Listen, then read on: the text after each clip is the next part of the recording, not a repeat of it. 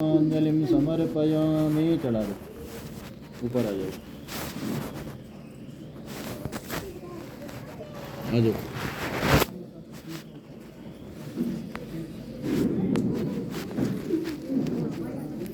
ओम गुरुर्ब्रह्मा गुरुर्विष्णु गुरुर्देवो महेश्वरः गुरुः साक्षात् परब्रह्म तस्मै श्रीगुरुवे नमः। श्रीगुरुचरणकमलेभ्यो नमः।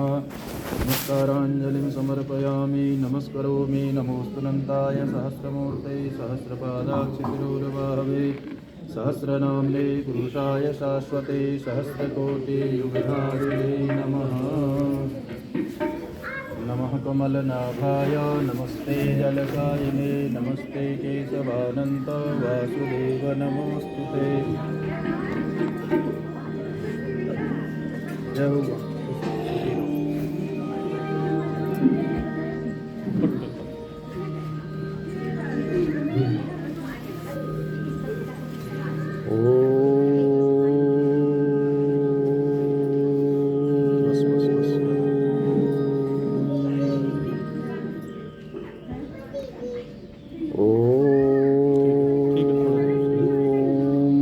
शन्नो मित्रः शं वरुणः शन्नो भवत्वर्यमा शन्न इन्द्रो बृहस्पतिः शन्नो विष्णुर्रुक्रमः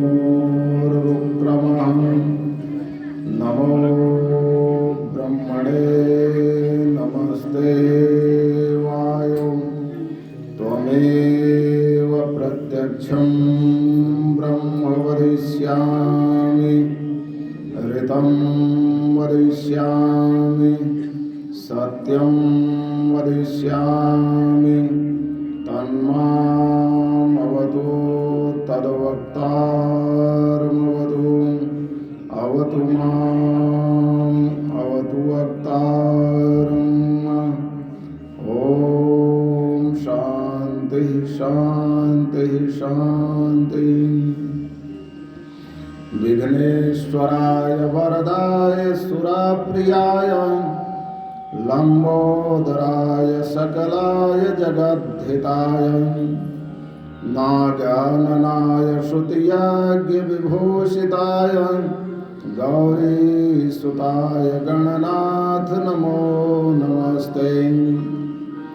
ब्रह्मानन्दं परमसुखदं केवलं ज्ञानमूर्तिं द्वन्द्वातीतं गगनसदृशं तत्त्वमस्यादिलक्ष्यम् एकं नित्यं विमलमचलं सर्वधी साक्षिभूतं भावातीतं त्रिगुणरहितं सद्गुरुं तं नमामि। ध्येयं सदा परिभवाग्नमभीष्टदोहं तीर्थास्पदं शिवविरेञ्चिनुतं शरण्यं भृत्यार्तिहं प्रणतपालभवाब्धिपोतं वन्दे महापुरुषते चरणारविन्दम्। गङ्गातरङ्गरमणीयजटाकलापं गौरी निरन्तरविभूषितवामुभागं नारायणप्रियमनङ्गमदापहारं वाराणसीं पुरपतिं भज विश्वनाथम्। ॐ नमः परमहंसास्वादित चरणकमलचिन्मकरन्दाय भक्तजनमानस निवासाय श्रीरामचन्द्राय रामाय रामभद्राय रामचन्द्राय वेधसे रघुनाथाय नाथाय सीताया पतये नमः। आपदामपहर्तारं दातारं सर्वसम्पदां लोकाभिरामं श्रीरामं भूयो भूयो भूयो नमाम्यहम्। अतुलितबलधामं हेमशैलाभदेहं धनुजवनकृशानुं ज्ञानिनामग्रगण्यं सकलगुणनिधानं वानराणामधीशं रघुपतिप्रियभक्तं मातजातं नमामि। या कुन्देन्दुतुषारहारधवला या शुभ्रवस्त्रावृता या वीणावरदण्डमण्डितकरा या श्वेतपद्मासना या ब्रह्माच्युतशङ्करप्रभृतिभिर्देवैः सदा वन्दिता। सा मां पातु सरस्वती भगवती निःशेषजाड्यापहम्। यं प्रव्रजन्तमनुपेतमपेतकृत्यं द्वैपायनो विरहकातरया जुहावं। पुत्रेति तन्मयतया तरवोऽभिनेदोस् तं सर्वभूतहृदयं मुनिमानतोऽस्मि। वंशी विभूषितकरान्नवनीरदाभात् पीताम्बरादरुणबिम्बफलाधरोष्ठान् पूर्णेन्दुसुन्दरमुखादरविन्दनेत्रात् कृष्णात् परं किमपि तत्त्वमहं न जाने। कृष्णात् त्वदीयपदपङ्कजपञ्जरान्ते अद्यैव मे विशतु मानसराजहंसं। प्राणप्रयाणसमये कफवातपित्तैः कण्ठावरोधनविधौ स्मरणं कुतस्ते। नारायणं नमस्कृत्य नरं चैव नरोत्तमं देवीं सरस्वतीं व्यासं ततो जयमुदीरये। जय जय श्री राधारमण जय जय नवल किशोर जय गोपीचितचोर प्रभो जय जय माखन चोर। बोलिए श्रीमद्भागवत महापुराण की सियावर रामचंद्र भगवान की उमापति महादेव की पवन सुत हनुमान की गंगा मैया की गौ माता की भारत माता की सर्व संतन की सर्व भक्तन की सद्गुरुदेव महाराज की सत्य सनातन धर्म की। ओम नमः पार्वती पतये हर हर महादेव। जय जय श्री राधे श्याम। गोविंद जय जय गोपाल जय जय गोविंद जय जय गोपाल जय जय गोविंद जय जय गोपाल जय जय गोविंद जय जय गोपाल जय जय राधा रमण हरे गोविंद जय जय राधा रमण हरि गोविंद जय जय गोविंद जय जय गोपाल जय जय गोविंद जय जय गोपाल जय जय गोविंद जय जय गोपाल जय जय गोविंद जय जय गोपाल जय जय राधा रमण हरे गोविंद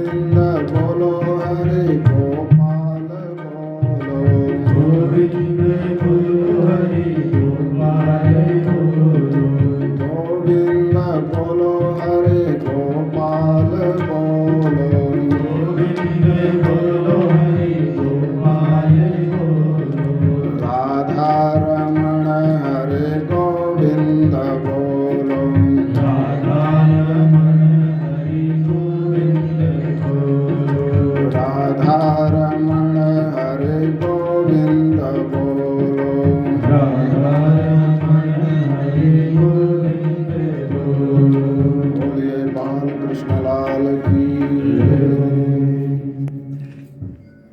अनंत ब्रह्मांड अकारण करुणा वरुणालय योगेंद्र मुनेन्द्र परमहंस जन सेवित परमाराध्य भगवान श्री राम की असीम अनुकंपा से कराड़ा ग्राम के अंतर्गत भगवान राधा कृष्ण मंदिर प्रांगण में भगवान राधा कृष्ण की सन्निधि में हम लोग भुवन पावनी परम पुण्या श्रीमद् भागवत महापुराण की कथा का श्रवण कर रहे हैं। आज कथा का पंचम दिवस है। ये भागवत महापुराण नंद नंदन आनंद कंद भगवान श्री कृष्ण की प्रत्यक्ष वांग्मयी मूर्ति है। हम लोग कथा के माध्यम से भगवान की वांग्मयी पूजा कर रहे हैं। यहाँ पर उपस्थित समस्त विप्र वृंद, संत वृंद, भक्त वृंद, मातृशक्ति एवं समस्त इस क्षेत्र के निवासी भगवान की परम पावनी कथा बड़े सौभाग्य से मिलती है। बड़े भाग पाइय सत्संगा, ये जो सत्संग है बड़े भाग्य से मिलता है। और सत्संगत संस्कृति कर अंता, और ये सत्संग जो है हमारे जन्म मृत्यु को छुड़ाने वाली है। ऐसी परम पावनी कथा सुने, अपने मानव जीवन को धन्य बनाए। हम लोग कल सुन रहे थे कि भगवान का प्रागट्य होता है। भगवान आते तो मथुरा हैं, लेकिन चले जाते हैं गोकुल में नंद जी के यहाँ। और नंद के आनंद भयो जय कन्हैया लाल की, यानी नंद जी के यहाँ भगवान आते हैं, आनंद रूपी कृष्ण आते हैं। और कहाँ आते हैं? गोकुल में। गोकुल कहते हैं, गो कहते हैं गाय को, कुल माने समूह, यानी जहाँ गायों का समूह रहता है वहाँ गोकुल आते हैं, गोकुल होता है, वहाँ भगवान आते हैं। इसका मतलब यह है कि जहाँ गौ सेवा होती, जहाँ गाय रहती है वहाँ भगवान होते हैं। गाय के प्रति भगवान का बड़ा प्रेम है। हमें लगता है अगर नंद बाबा ने गौ सेवा ना की होती शायद उनके यहाँ भगवान ना आते। भगवान तो मथुरा में आए लेकिन वहाँ नहीं रहे, नंद जी के यहाँ आए, वही रहे। और हमें लगता है कि भगवान, अगर गौ सेवा न होती तो भगवान राम भी अयोध्या में शायद ना आते। उनके कुल के महाराज दिलीप थे जिन्होंने गौ सेवा की, नंदिनी की सेवा की, जिसके कारण जो है वहाँ पर भगवान राम का प्रागट्य होता है। और नंद बाबा गौ सेवा करते हैं तो यहाँ आनंद रूपी कृष्ण आते हैं। और ये गौ सेवा करना, ये गौ जो है दैवी संपत्ति है। नंद का मतलब क्या होता है? यानी व्याकरण में एक धातु होती है टुनदी समृद्ध, यानी समृद्धि अर्थ में, यानी जो समृद्धवान हो, संपन्न हो, वो नंद कहलाता है। और समृद्धि दो प्रकार की होती है, यानी समृद्धि धन संपत्ति की होती है। तो धन संपत्ति भी दो प्रकार की है, एक दैवी संपत्ति है, एक आसुरी संपत्ति है। और गीता में भगवान ने इसका बड़ा सुंदर, गीता के 16वें अध्याय में दैवी संपत्ति आसुरी संपत्ति का वर्णन किया। तो यहाँ पर है कहते हैं कि जब जीव दैवी संपत्ति से संपन्न होता है, वह जीव वहां दैवी संपत्ति बताते हैं ना कि अभयम सत्व संशुद्धि ज्ञान योग व्यवस्थिति दानम दमश्च यज्ञश्च स्वाध्यायस्तप आर्जवम अहिंसा सत्यम अक्रोधस त्यागः शांतिरपैष्णम दया दान भूतेषु। यानी कहते हैं कि जहां पर अभयता है, जो दैवी संपत्ति वाला होता है वो डरता नहीं किसी से, क्योंकि वो निश्चल स्वभाव वाला होता है। डरता तो वह है जो पाप करता है। जिसका हृदय शुद्ध है, अभयम सत्व संशुद्धि, जो हमेशा कहते हैं कि ज्ञान योग में स्थित है,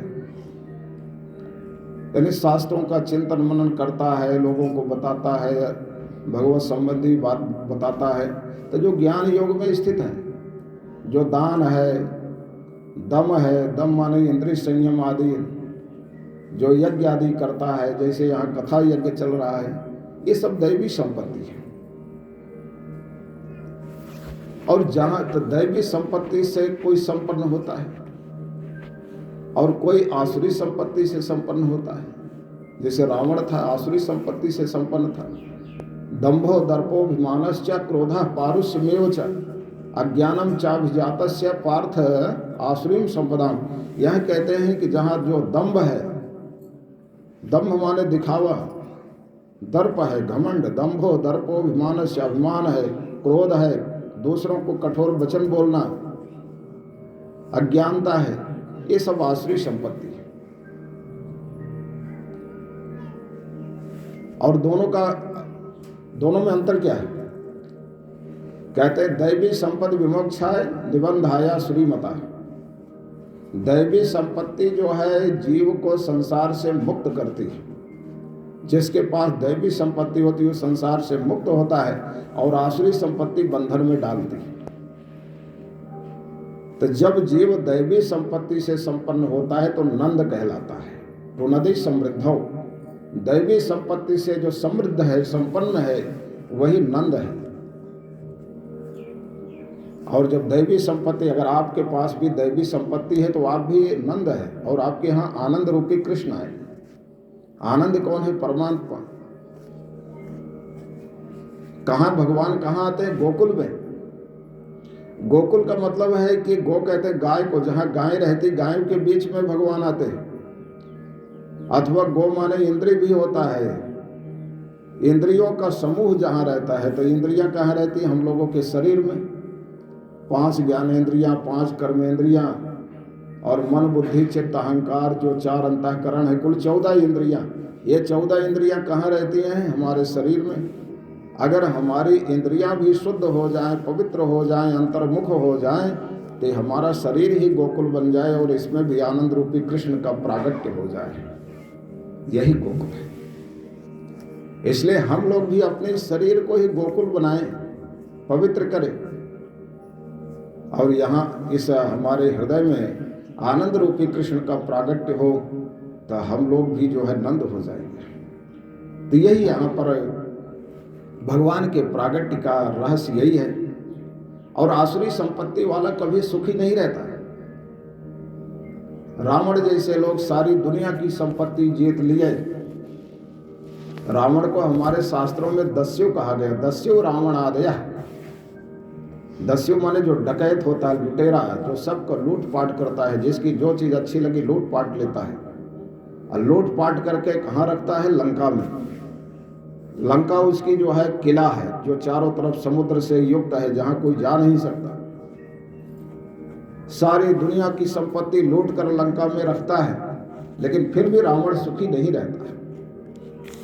और रावण तो जो है कि भगवान शंकर से कहता है कि महाराज मैं सुखी नहीं हूं। कदा नीलिम पनीर झरे निकुंज कोटरे वसन।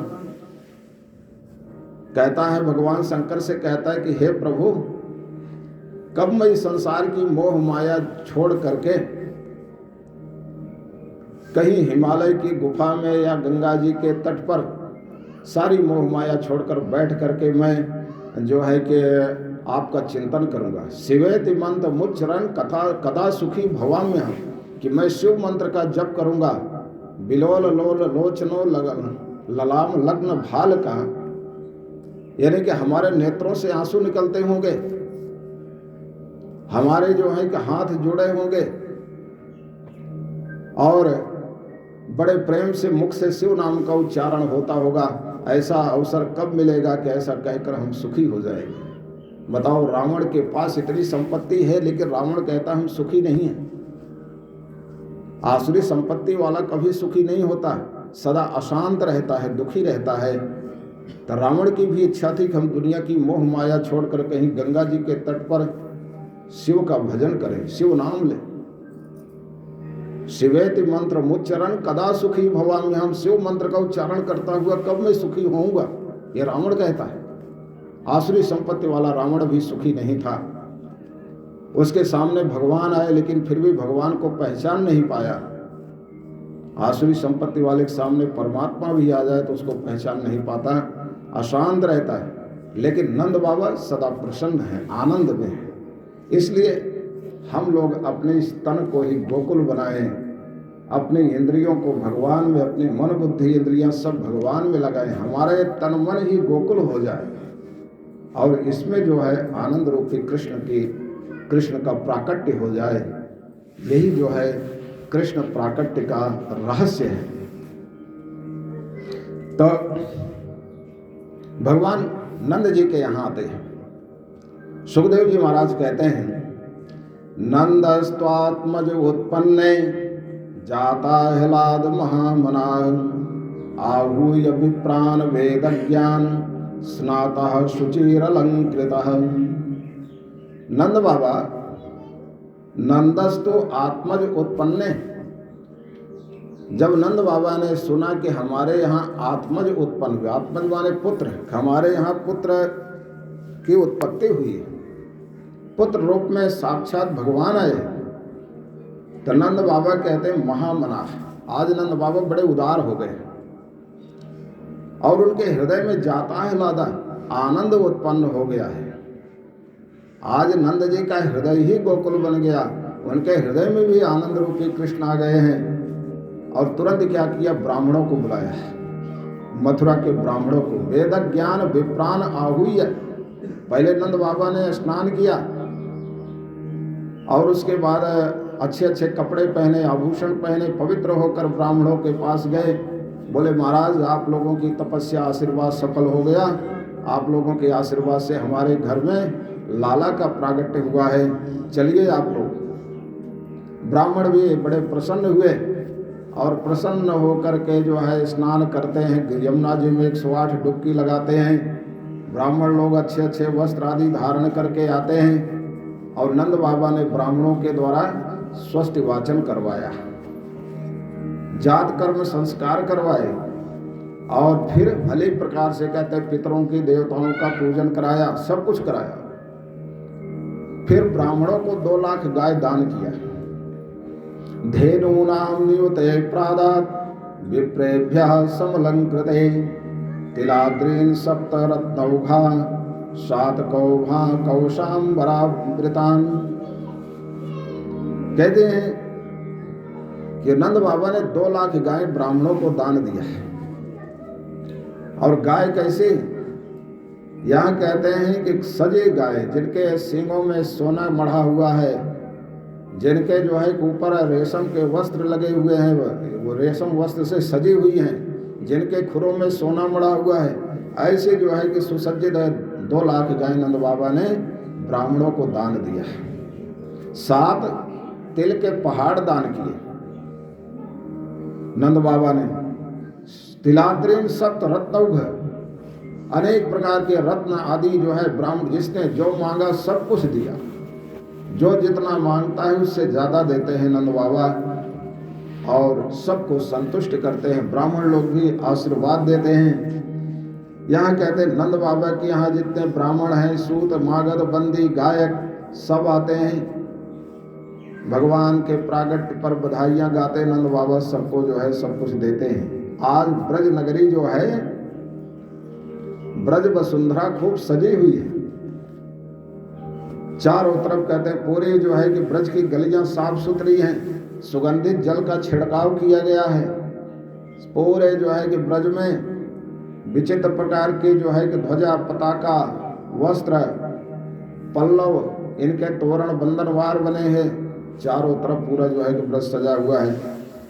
कि लोगों के दरवाजे पर मंगल कलश रखा हुआ है। और यह कहते हैं कि गायें, बैल, बछड़े सबको जो है स्नान कराया गया है। सबको हरिद्रा और तेल से जो है कि सबके लेपन किया गया है। सब इसे बड़े प्रसन्न हैं। गोपियाँ जब सुनती हैं कि नंद बाबा के यहाँ लाला का प्रागट्य हुआ है तो सब गोपियाँ सज धज करके नंद बाबा के भवन में जाती हैं और यशोदा मैया को बधाई देती हैं। गोप्या सुमृष्ट मणिकुंडल निष्कंठ्या चित्रांबरा पथिशिखाच्युत माल्य वर्षा नंदालयम सबलयम ब्रजतीर्विरेजुर व्यालोल कुंडल पयोधर हार शोभा। गोपियां सज धज के स्वर्ण का आभूषण धारण करके, नए नए वस्त्र धारण करके नंद बाबा के भवन में जाती हैं और वहां जाती हैं सब बाल कृष्ण का दर्शन करती हैं और सब गोपियां भगवान को आशीर्वाद देती हैं दर्शन करके। अच्छा, आशीर्वाद भी क्या देना चाहिए? आशीर्वाद देना चाहिए कि हे यशोदा मैया, तेरा या लाला हम लोगों की रक्षा करे, यानी तेरा लाला हजारों वर्ष तक जिए, चिरंजीव। लेकिन ऐसा आशीर्वाद नहीं देती, बल्कि वो कहती हैं कि मैया ये तेरा लाला हम लोगों की हजारों वर्ष तक रक्षा करे। ता आशीषा प्रयुंजानास चिरम पाहीति बालके। क्या आशीर्वाद दे रही भगवान को? सारी दुनिया को तो भगवान आशीर्वाद देते हैं, आज गोपियां भगवान को आशीर्वाद दे रही हैं और कह रही कि यशोदा मैया ये तेरा जो बालक है हम लोगों की दीर्घ काल तक रक्षा करे, ऐसा आशीर्वाद देती है। और भगवान को हरिद्रा जो है अबीर, गुलाल, तेल ये सब भगवान को लगाती हैं और अनेक प्रकार के जो है कहते हैं कि महोत्सव चल रहा है, बधाई चल रही है, चारों तरफ अनेक प्रकार के मंगल वाद्य बज रहे हैं। और यहाँ कहते हैं कि जब से भगवान का प्रागट्य होता है गोप भी बड़े प्रसन्न हैं, सब खूब सज धज करके चारों तरफ जो है बधाइयाँ गा रहे हैं, नंद बाबा को खूब सब जो है बधाइयाँ दे रहे हैं। यहाँ कहते हैं गोपाः परस्परम हृष्टा दधि क्षीर घृतांबुभे आसिंचन्तो विलिम्पन्तो नवनीतैश्च चिक्षिपु। यानी जितने गोप हैं परस्पर बड़े प्रसन्न हैं। दधि, दूध, घी, जल ये सब एक दूसरे के ऊपर डाल रहे हैं, एक दूसरे को लगा रहे हैं और मक्खन के गोले फेंक रहे हैं, छोटे छोटे मक्खन के गोले फेंक रहे हैं, जो पाता है वो खाता है। कहते हैं कि वहाँ जब खूब चल रहा था कि एक कोई माता जी आ गई, बुढ़िया माता, उसकी उम्र थी मतलब 99 वर्ष की थी, एक सेंचुरी में एक दिन कम थे, 1 साल कम थे, मुंह में दांत नहीं थे।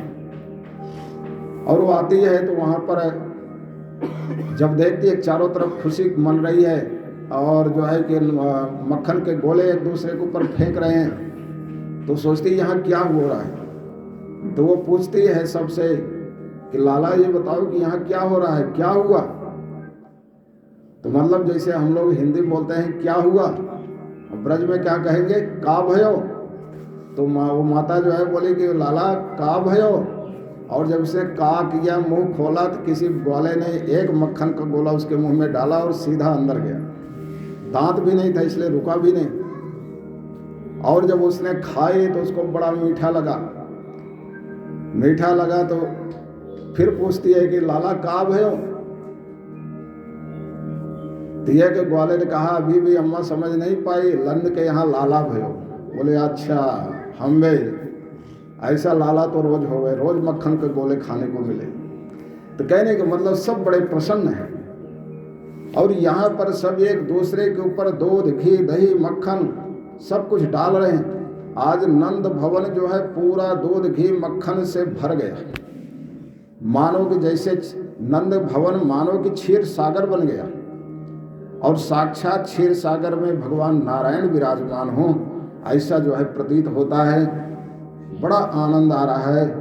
आज जो है रोहिणी माता भी खूब सज धज करके सबका स्वागत कर रही हैं, बड़ी प्रसन्न हैं। सुखदेव जी महाराज यहाँ एक बड़ी अच्छी बात कहते हैं तद आरभ्य नंदस्य ब्रजः सर्व समृद्धिमान हरेर निवासात्म गुणै रमा क्रीडा मभू नृपा। यानी जिस दिन से भगवान का प्रागट्य होता है ब्रज में, उस दिन से कहते हैं कि वो ब्रज वसुंधरा लक्ष्मी की क्रीड़ा भूमि बन गई।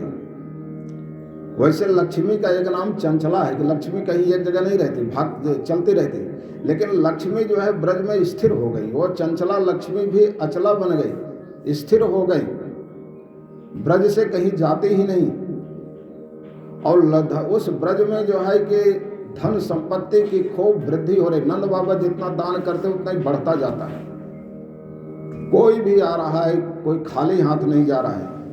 एक जो है आता है, नंद बाबा उसको दान देते हैं। जाता है तो रास्ते में दूसरा मिल जाता है, बोला कहाँ से आया?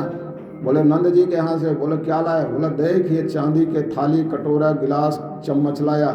बोले तू थाली के चांदी लेने गया था? देख मैंने सोने के थाली गिलास कटोरा लोटा लाया। उसने कहा ये कहाँ मिल रहा था? बोले वो आगे मिल रहा था। उसने चांदी के फेंके और दौड़ा गया, सोने का लाया तो फिर एक मिल गया। बोला कहाँ गया था? बोले नंद जी के यहाँ। बोले क्या लाया? बोले सोने के थाली गिलास कटोरा लोटा सब लाया हूँ। बोले तो सोना लेने गया था? मैं तो हीरे के थाली गिलास कटोरा लोटा लाया। उसने सोने के फेंके ब्रज की गली में, फिर गया। आज ब्रज की गलियों में जो है कि बड़े बड़े रत्न हीरा जवाहरात सब बिखरे हुए, मानो लक्ष्मी जो है अनेक रूपों में विहार कर रही है। वो ब्रज वसुंधरा लक्ष्मी का निवास स्थान बन गया। लक्ष्मी उस ब्रज को छोड़कर कहीं जाती नहीं है। ऐसे जो है कि ये ब्रज भूमि हो गई। एक प्रसंग और आता है कि एक पंडित जी गए, नंद बाबा को बधाई दिए और पंडित जी ने कहा कि नंद बाबा बधाई हो, आपके यहाँ लाला हुआ है। मैंने जो है बहुत अनुष्ठान किया, पूजा किया, तब आपके यहाँ लाला हुआ है। नंद बाबा बोले हाँ पंडित जी, आप सब संतों ब्राह्मणों के आशीर्वाद से हमारे घर में लाला हुआ है। और नंद बाबा ने उसको 1000 गाय दान किया। अब इतना प्रसन्न हुआ, 1000 गाय लेकर चला और नंद के आनंद भयो जय कन्हैया लाल की गाता हुआ जो है जा रहा था। घर में आया और घर तो उसका 1000 गाय रखने के, जितना बड़ा घर था वहाँ 1000 गाय आ नहीं सकती थी। तो घर में जहाँ तक दरवाजा था, जब उसका घर था वहाँ तक तो गाय रखा। घर वहाँ नहीं समेत घर के अंदर उसने गायों को रखा। घर के अंदर बाहर सब गाय ही गाय। और उस पंडित की जो पंडिताइन थी वो गई थी यमुना जी का जल भरने। पंडिताइन जब यमुना का जल भर के आई तो देखा कि हमारे घर में तो सब तरफ जो है गाय ही गाय। घर के अंदर जाती है, सिर पर उसके जल का मटका है। अंदर गई तो जो है अंदर भी गाय। एक गाय ने जरा उसको धक्का दिया, मटका नीचे गिरा और वो पंडित से कहती है कि तुम्हारे पास कुछ अकल है, इतनी गाय कहाँ से लाए? और पंडित तो बेचारा बड़ा खूब खुश था, नाच रहा था, नंद के आनंद भयो जय कन्हैया लाल की। और पंडिताइन बोली कि ये सब इतना गाय कहाँ से लाए? बोले अरे ये सब छोड़, तू भी नाच, आज खुशी का दिन है। तो बोले कि कहाँ से लाए? बोले नंद जी के यहाँ से लाए, उनके यहाँ लाला हुआ है। बोले तो नंद बाबा ने दिया है। बोले दिया तो है, लेकिन तुमको अकल होना चाहिए, इतना रखोगे कहाँ? घर के अंदर बाहर सब जगह गाय ही गाय, कहाँ रहोगे? तुम्हारे पास कुछ अकल है? तो बोले हम बिना अकल के कुछ करते ही नहीं। बोले क्या अकल है? तो बोले कि देख, इतनी गाय मैं इसलिए लाया हूँ कि तुम्हारे जो भाई है ना, तुम्हारे भाई के बच्चे जो है कि बिना दूध के खाते, उनके घर में गाय नहीं है। तो 500 गाय तुम्हारे भाई को दे दूंगा, अब 500 अपने पास रखूंगा। तो पंडिताइन भी खुश हो गई। बोले सच बताओ पंडित जी, 500 गाय मेरे भाई को देगो? बोले हाँ। तब तो पंडिताइन भी नाचने लगी, नंद के आनंद भयो जय कन्हैया। तो कहने का मतलब आज सब प्रसन्न है। और यहाँ कहते हैं कि इस जो नंदोत्सव है, भगवान सुखदेव जी महाराज ने 18 श्लोकों में नंदोत्सव का वर्णन किया है। मानो 18 श्लोकों में 18,000 भागवत के श्लोकों का आनंद इसी में भर दिया, और इस प्रकार से बड़े आनंद में हैं। और यह कहते हैं कि जब नंद जी के यहाँ भगवान आते हैं तो भगवान सब आते हैं, बड़े बड़े देवता भी जो है गोपों के रूप में, जो है गोपियों के रूप में देवी देवता भी आते हैं, भगवान शंकर भी आते हैं कैलाश से, और भगवान शंकर भी आते हैं तो योगी बनकर आते हैं, चलो हमारे प्रभु का प्रागट्य हुआ है, उनका दर्शन करते हैं। लेकिन जब आते हैं यशोदा मैया के घर और अलख निरंजन करके अलख जगाते हैं, यशोदा मैया ने देखा कि घर में के बाहर कोई जोगी आया है, तो भिक्षा लेकर आती हैं। अब भिक्षा लेकर आती हैं, जब वो उसको भगवान शिव को देते हैं, कहते हैं कि मैया मैं तेरी भिक्षा नहीं लूँगा, एक बार तू अपने लाला का दर्शन करा दे।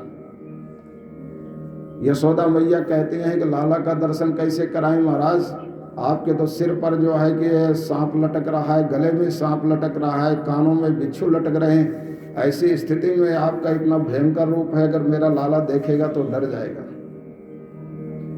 भगवान शंकर बोले कि मैया चिंता मत कर, तेरा लाला तो जो है काल का भी महाकाल है, कोई डरने वाले नहीं, तो एक बार दर्शन करा दे। यशोदा मैया नहीं कराई, बोले आप भिक्षा लो जाओ। भगवान बोले कि हम ऐसे जाने वाले नहीं हैं। यशोदा मैया तो भिक्षा दे दी, बोली आपकी इच्छा है लेकर जाओ, न लेना न हो मत जाओ। भगवान शंकर भी बोले कि हम बिना दर्शन किए नहीं जाएंगे। बाहर जो है कि आसन जमा लिए, और जमा लिए तो, लेकिन भगवान शंकर कहते प्रभु बड़ी दूर से कैलाश से आया हूँ, क्या दर्शन नहीं होगा। भगवान ने लीला किया, रोने लगे, और रोए तो वैसे कि यशोदा मैया ने बहुत प्रयास किया लेकिन नहीं जो है मना पाई। अंत में एक गोपी कहती कि महाराज मैया, ये जो बाहर जोगी बाबा हैं ये शायद कुछ जानते होंगे, नज़र टोना उतारना, इनसे कुछ पूछते हैं। बोले हाँ पूछो। तो गोपी आती है, भगवान शिव से पूछती कि महाराज लाला रो रहा है, आप कुछ जानते हो नज़र टोना उतारना जिससे कि लाला चुप हो जाए। बोले हाँ हाँ सब कुछ जानता हूँ, ला। और यशोदा मैया लाती है तो भगवान शंकर जो है कि कहते हैं कि ऐसा करो कि हमारी गोद में दे दो। यशोदा मैया कहती नहीं महाराज दूर से ही मंत्र आप पढ़ो। बोले दूर से काम नहीं करेगा। डरते डरते दे दिया। भगवान शंकर की तो समाधि लग गई। इतने में एक नाग जो है मंडराते हुए भगवान के पास आया, अपना मुख करके फण करके। यशोदा मैया डर गई, बोली जोगी बाबा आपका सांप जो है मेरे लाला के पास आ गया।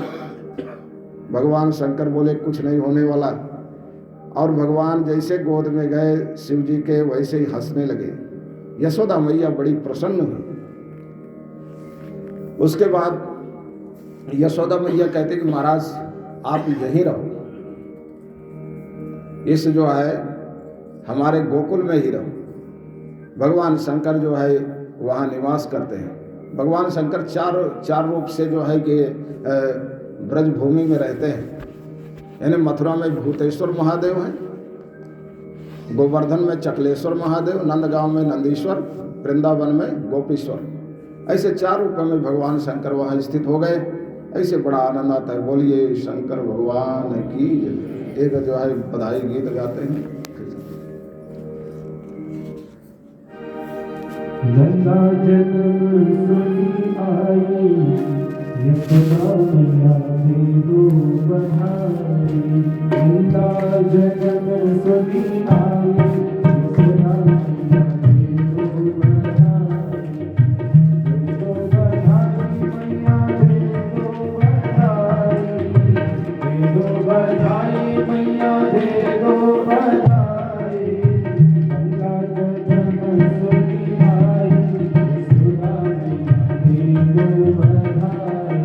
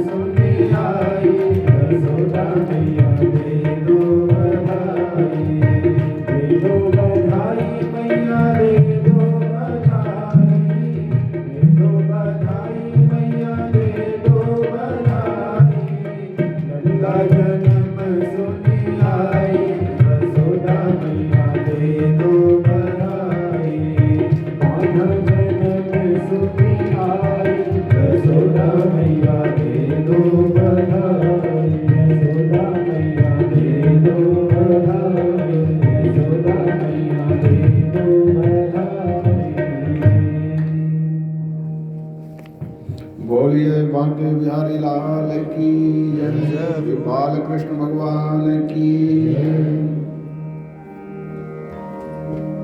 तो इस प्रकार से नंद बाबा के यहाँ गोकुल में आनंद हो रहा है,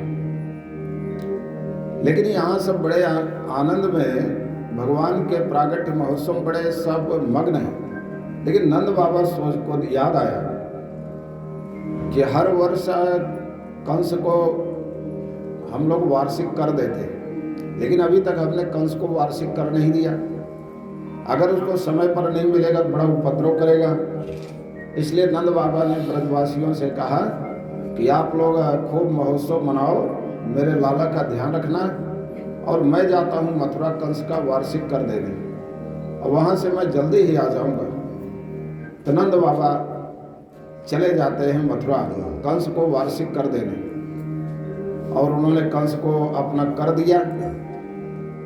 उसके बाद यमुना जी के किनारे आते हैं जहाँ उनके बैलगाड़ी रहती है, वहीं पर उनकी भेंट वसुदेव जी से होती है।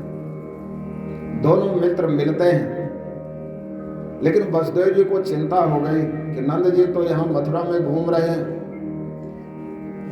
और पता नहीं मेरे लाला कैसा होगा। कंस के जो दूत हैं चारों तरफ भटक रहे हैं।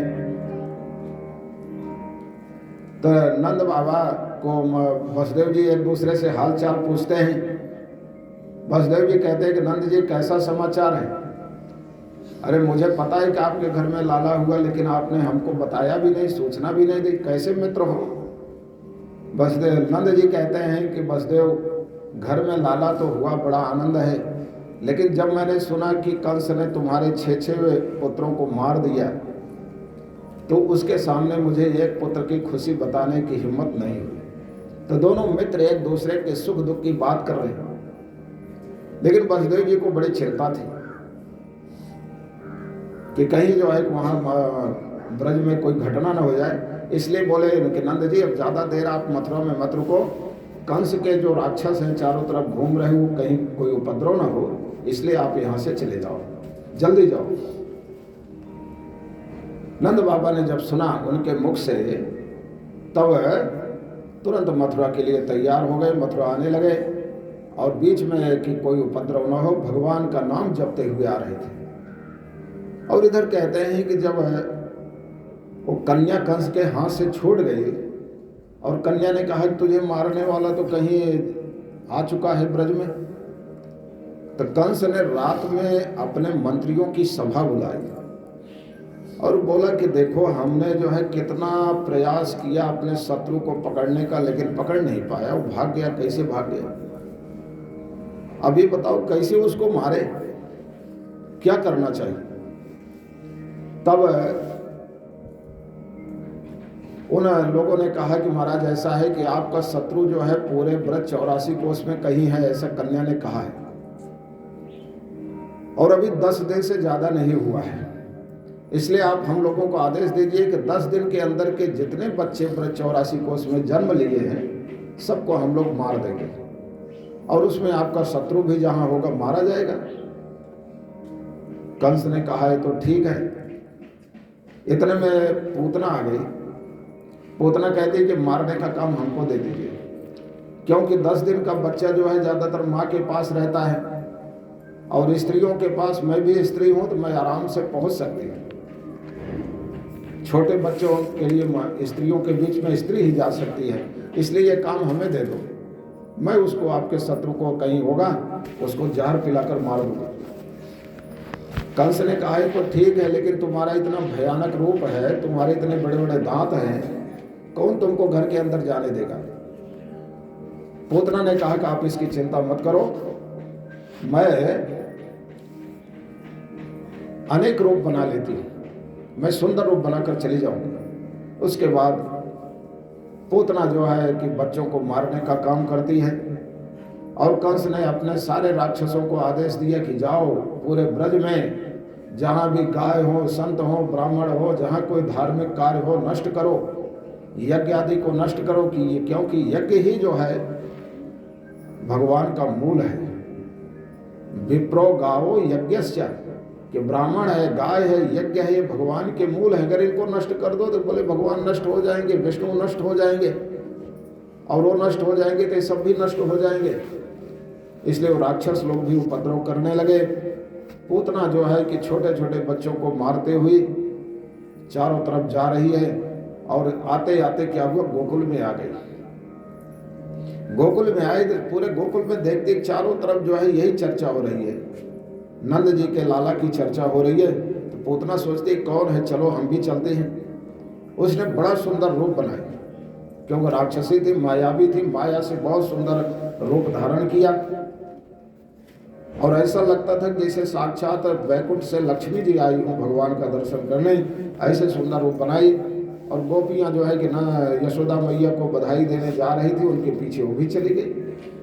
नंद जी के भवन में जाती है, सब बधाई देते हैं, और वो पूतना भी बधाई का बहाना लेकर के यशोदा मैया के पास जाती है कि यशोदा मैया बधाई हो। जब मैंने सुनी तुम्हारे घर में लाला हुआ है बुढ़ापे में, तो मैं भी आ गई। यशोदा मैया सोचती कि कौन है आई, मैं तो इसको जानती नहीं, लेकिन फिर सोचती कोई भी हो जो हमारे घर में आया अतिथि है, उसका स्वागत सम्मान करना चाहिए। यशोदा मैया तो पूतना कहती तेरा लाला कहाँ है? यशोदा मैया कहती को पालने में सो रहा है, जाओ उसको जगाना मत, दूर से आशीर्वाद दे देगा। और यशोदा मैया कहती कि मैं तुम्हारे स्वागत के लिए कुछ जो है तुम्हारा मुंह मीठा कराती हूँ। यशोदा मैया तो घर में चली गई, और पूतना पालने के पास जाती है, और जाती है। भगवान ने जैसे देखा कि दूर से पूतना आ रही है, ये पूतना भी जो है भगवान की मौसी है, कन्हैया की मौसी है, क्योंकि कंस की बहन है तो कृष्ण की क्या हो गई, मौसी जी हो गई।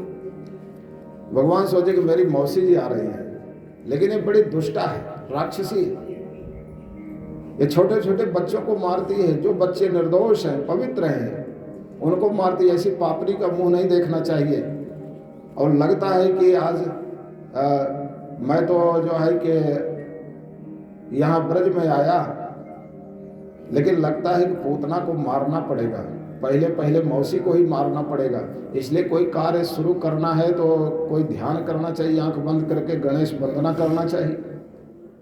तो भगवान ने सोचा कि ऐसी दुष्टा को देखना नहीं चाहिए, इसलिए आंख बंद कर लिया। आंख बंद कर लिया, पूतना आती है। अच्छा, यहाँ पूतना को देखकर भगवान ने आंख बंद कर लिया, क्यों कर लिया? इस पर बड़े बड़े संतों ने अनेक भाव दिए। पहली बात तो भगवान सोचते हैं कि पूतना बड़ी दुष्टा है, छोटे बच्चों को मारती है। जो बच्चे निर्दोष हैं, पूतान नयति थी पूतना, पूत माने पवित्र, जो पवित्र बच्चों को ले जाती है, मार देती है। बच्चे तो निर्दोष होते हैं, लेकिन ऐसे कहते इसी पापड़ी का मुंह नहीं देखना चाहिए। अच्छा, फिर भगवान सोचते हैं कि लगता है कि पूतना को मारना पड़ेगा, इन्हीं से हमारी शुरुआत हो गई। तो कोई कार्य करना है तो पहले तो कुछ मंगलाचरण करना चाहिए, इसलिए आंख बंद करके मानो गणेश जी का ध्यान कर, गणपति वंदना करें, आंख बंद कर लिया। एक भाव ये भी देते हैं कि भगवान ने सोचा कि हम ये गोकुल में आए थे, चलो यहाँ गायों के बीच में रहेंगे, गाय यहाँ खूब है, माखन मिश्री खाएंगे। और माखन मिश्री तो खाने को मिला नहीं, और पूतना मौसी आ गई जहर पिलाने। पूतना जो है भगवान का प्रागट्य होता है अष्टमी को, अब पूतना छठवें दिन आती है, षष्ठी के दिन, यानी चतुर्दशी के दिन। 6 दिन हो जाते हैं, भगवान 6 दिन के। और षष्ठी जो बच्चे छठवें दिन जो होता है, बच्चे की जब छठ होती है तो उस दिन कहते हैं विधाता आते हैं, बच्चे का भाग्य लिखते हैं, किस बच्चे के भाग्य में क्या सुख दुख है, आगे क्या क्या करना पड़ेगा, इसका जीवन कैसे होगा, सब कुछ जो है कि ब्रह्मा जी रात में आते हैं, विधाता उसका भाग्य लिखते हैं। तो विधाता तो बाद में आए, पूतना पहले आ गई जहर पिलाने वाली। भगवान ने सोचा कि मैं तो इस ब्रज में आया था कि माखन मिश्री खाऊंगा, लेकिन पूतना मौसी तो हमको जहर पिलाने आ गई, और जहर पीने की आदत तो हमारी नहीं है। जहर पीने की आदत तो भगवान शंकर की है कि समुद्र मंथन में जो कालकूट विष निकला सब शिव जी पी गए। इसलिए मानो भगवान कृष्ण जो है आंख बंद करके शिव जी का ध्यान कर रहे थे, और भगवान शिव से कह रहे थे कि महाराज आप आओ, इस पूतना के जहर को पियो, क्योंकि जहर पीने का अभ्यास आपको है, हमको नहीं है। आप इसके जहर को पियो और मैं इसके दूध को पीऊंगा। तो मानो भगवान जो है आंख बंद करके शिव का ध्यान कर रहे हैं, इसलिए जो है भगवान ने आंख बंद कर लिया। तो ऐसे जो है कि संतों ने अनेक भाव दिए। और एक भाव और है कि भगवान ने पूतना को देखकर आंख इसलिए बंद कर ली कि कहते हैं कि दृष्टि कुपात्र पर नहीं डालनी चाहिए, सुपात्र पर डालनी चाहिए। कुपात्र पर दृष्टि पड़ने से दृष्टि खराब हो जाती है, और अगर कोई जो है कि सुपात्र ना मिले तो आंख बंद कर लो, इसलिए भगवान आंख बंद कर लेते। राम जी भी जब पंचवटी में थे तो शूर्पणखा आती है बड़ा सुंदर रूप धारण करके, तो भगवान जो है कि जो शूर्पणखा आती है भगवान से कहती कि आप मुझसे विवाह करो, तुम सम पुरुष नमो सम नारी, यह संयोग विधि रचा विचारी। लेकिन भगवान जो है जब उस पूतना की तरफ नहीं देखे, देखा किसकी तरफ? सीता ही चितई कही प्रभु बाता। भगवान ने सीता जी को देखा, पूतना की तरफ नहीं देखा। मानो कि राम जी की दृष्टि का पात्र वैदेही है, सीता है, शूर्पणखा नहीं है। तो वहां तो राम जी थे, तो वहां सीता जी थी, तो उनकी तरफ देखा, और यहाँ कोई नहीं है, इसलिए भगवान कृष्ण ने आंख बंद कर लिया। कुपात्र पर दृष्टि नहीं डालना है, इसलिए भगवान आंख बंद कर लेते हैं। और वो पूतना जो है कि भगवान को पालने से अपने गोद में उठा लेती है,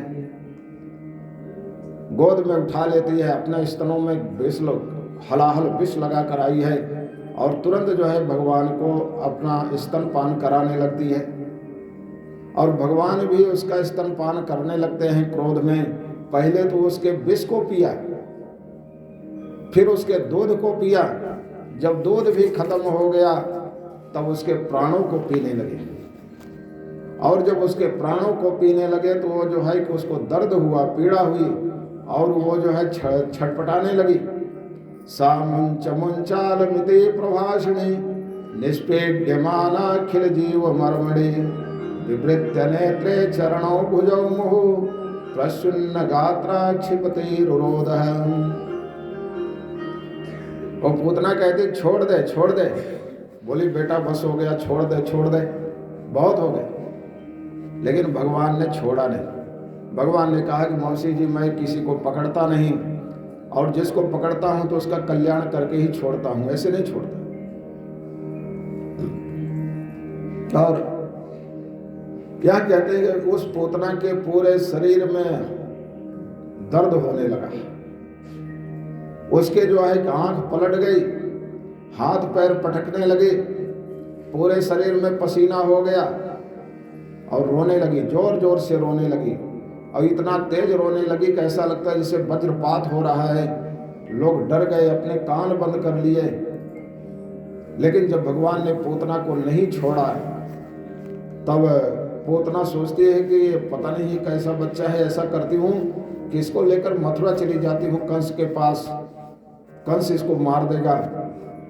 और जैसे जो है कि पूतना मथुरा की तरफ जाती है, भगवान ने सोचा कि अब यहाँ किसी का घर मकान नहीं, जंगल है, वही पूतना के प्राण को खींच लिया। पूतना गिर गई, मर गई। और कहते जंगल के जितने वृक्ष थे सब टूट गए। पद्मानोपि तद्देहस् त्रिगव्योत्यंतरा द्रुमान चूर्णयामास राजेंद्र महदासी तदद्भुतम। यहाँ सुखदेव जी महाराज कहते हैं जब पूतना गिरे मर करके, तो कितना उसका शरीर कहते तीन गव्योती में गिरा। 3 गव्योती के जितने पेड़ थे सब टूटकर चूर चूर हो गए। 3 गव्योती का मतलब कितना होता है? 1 गव्योती में 2 कोष होता है, 3 गव्योती में 6 कोष होता है। 1 कोष में 3 किलोमीटर होता है, तो 6 कोष में कितना हो गया? 18 किलोमीटर। 18 किलोमीटर लंबी पूतना थी, उसका शरीर 18 किलोमीटर में गिरा। त्रिग, तो 18 किलोमीटर के जितने जंगल थे, जितने पेड़ थे, सब टूट फूट कर चूर हो गए।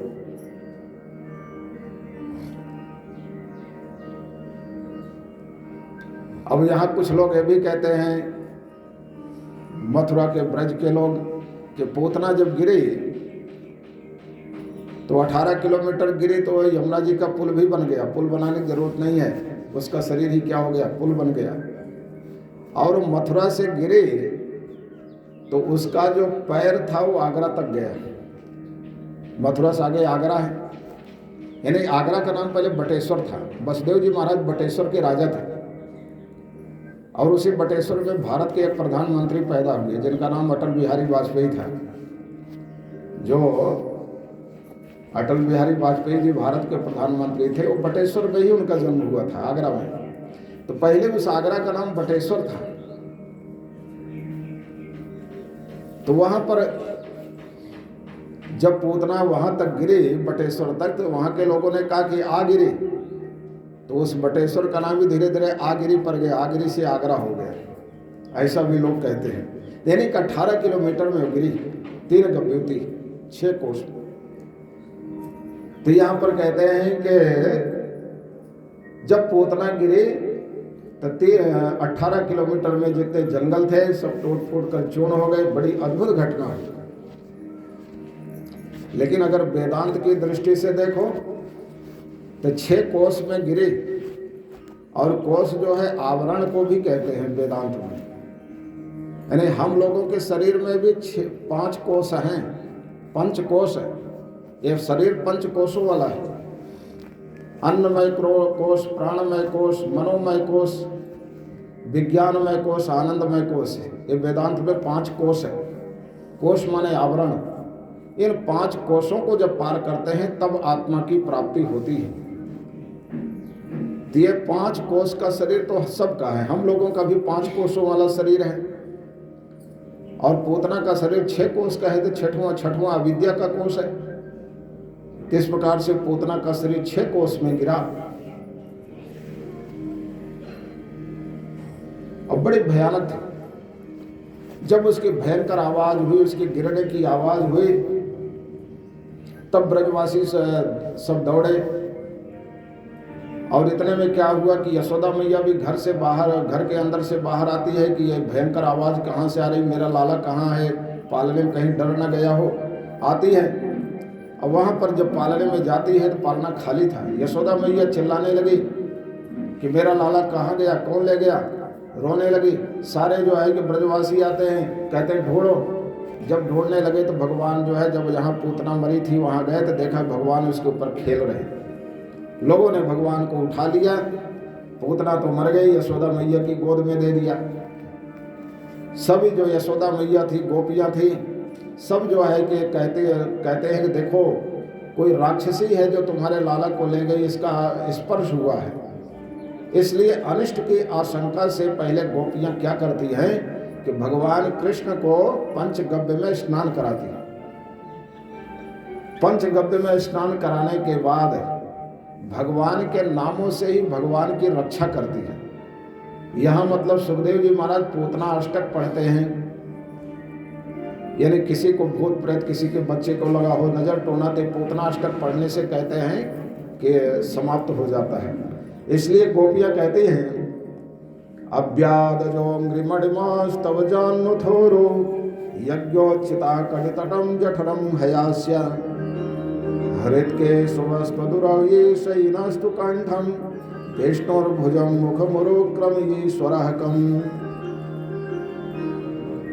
गोपियाँ जो हैं भगवान के अनेक नामों से भगवान की रक्षा करती हैं। कहती हैं कि अजन्मा भगवान तुम्हारे पैरों की रक्षा करें, मणिमान भगवान तुम्हारे जांघों की, घुटनों की रक्षा करें, यज्ञ भगवान तुम्हारे जंघे की रक्षा करें, अच्युत भगवान तुम्हारे जो है कि कटी की रक्षा करें, और हयग्रीव भगवान तुम्हारे पेट की रक्षा करें।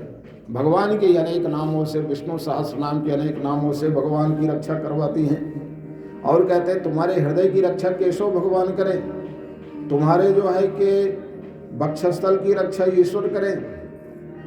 यहाँ कहते हैं तुम्हारे जो है कि भुजाओं की रक्षा विष्णु भगवान करें, उरुक्रम भगवान। और कहते हैं कि तुम्हारे जो है सिर की रक्षा करें, उरुक्रम भगवान तुम्हारे, उरुक्रम माने वामन भगवान तुम्हारे मुख की रक्षा करें, ईश्वर तुम्हारे सिर की रक्षा करें, चक्रधारी भगवान तुम्हारे आगे रक्षा करें, और भगवान हरि गदा लेकर तुम्हारे पीछे तुम्हारी रक्षा करें। मधुसूदन भगवान तुम्हारे जो है कि चारों कोणों में रक्षा करें। ऐसे जो है कि गोपियाँ कहते हैं ऋषिकेश भगवान तुम्हारे इंद्रियों की रक्षा करें, नारायण भगवान तुम्हारे प्राणों की रक्षा करें। न प्राणान नारायणो अवध, प्राण नारायण तुम्हारे प्राण की रक्षा करें। श्वेत द्वीपपति भगवान तुम्हारे चित्त की रक्षा करें। योगेश्वर भगवान तुम्हारे मन की रक्षा करें। पृष्ठिगर्भ भगवान तुम्हारे बुद्धि की रक्षा करें। खेलते समय गोविंद रक्षा करें, सोते समय माधव तुम्हारी रक्षा करें, चलते समय वैकुंठ भगवान तुम्हारी रक्षा करें, बैठे रहने पर लक्ष्मीपति भगवान तुम्हारी रक्षा करें। ऐसे जो है 8 मंत्रों से जो है गोपियों ने भगवान के अनेक नामों से भगवान का रक्षा मंत्र पढ़ा है। इसको भागवत में पूतना अष्टक बोलते हैं, पूतना अष्टक मंत्र। तो इनसे जो है कि भगवान के नामों से ही भगवान की रक्षा की। भगवान भी जो है मुस्कुरा रहे थे, देखो मेरे नामों से मेरी रक्षा हो रही है, सब नाम मेरे ही है। इसका मतलब कि भगवान का जो नाम है वो भगवान से बड़ा है। कहा कहूँ लग नाम बढ़ाए, राम न सकई नाम गुण गाए। अरे भगवान के नाम की महिमा कितनी भगवान भी नहीं बता सकते। राम एक तापस तिय तारी, नाम कोटि खल्कु मधि सुधारी।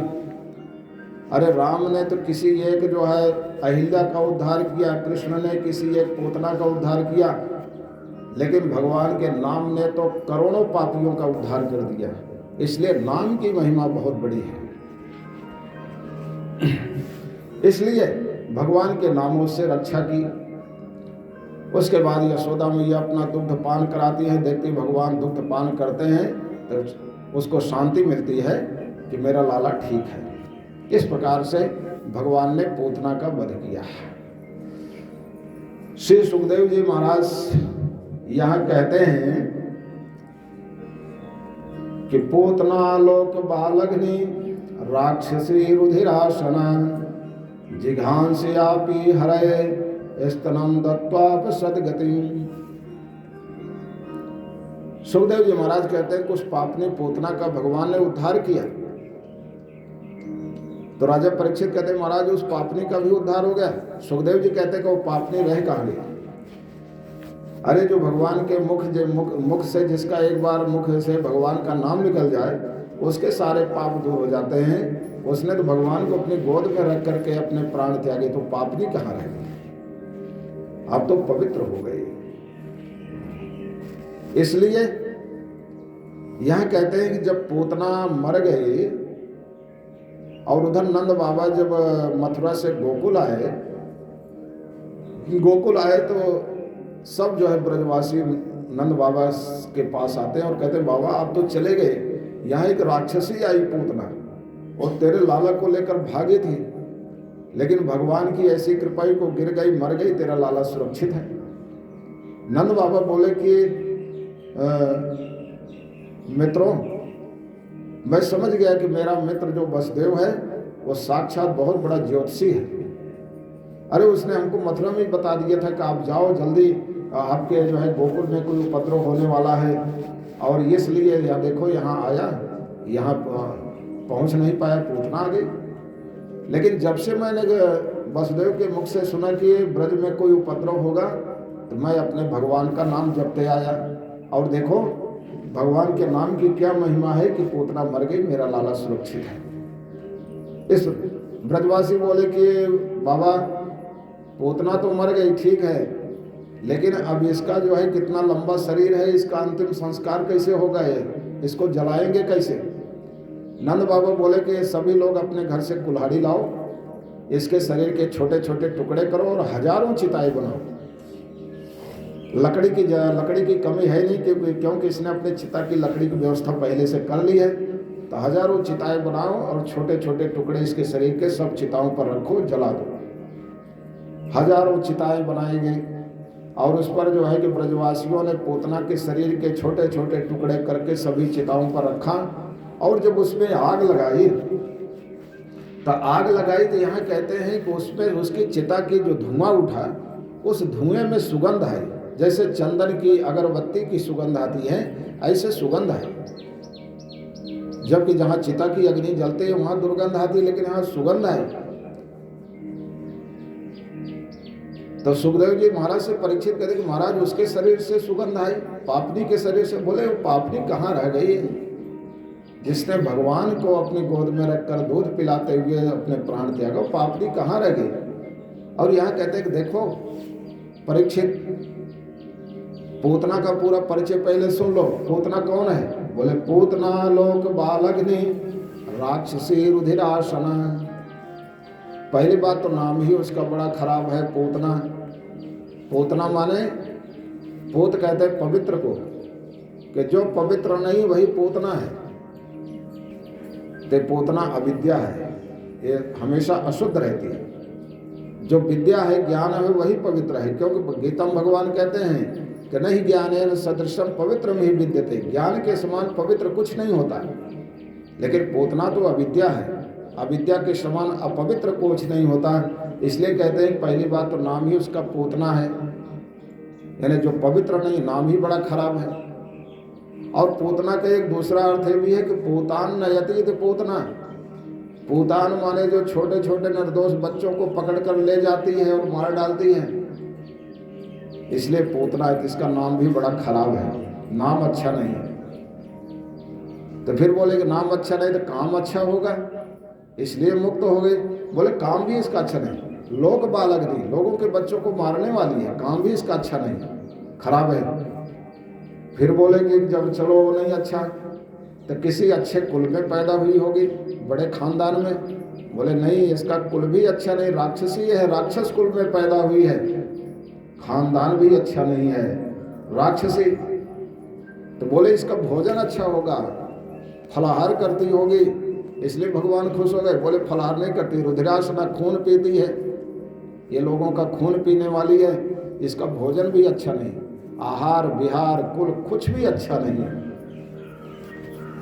फिर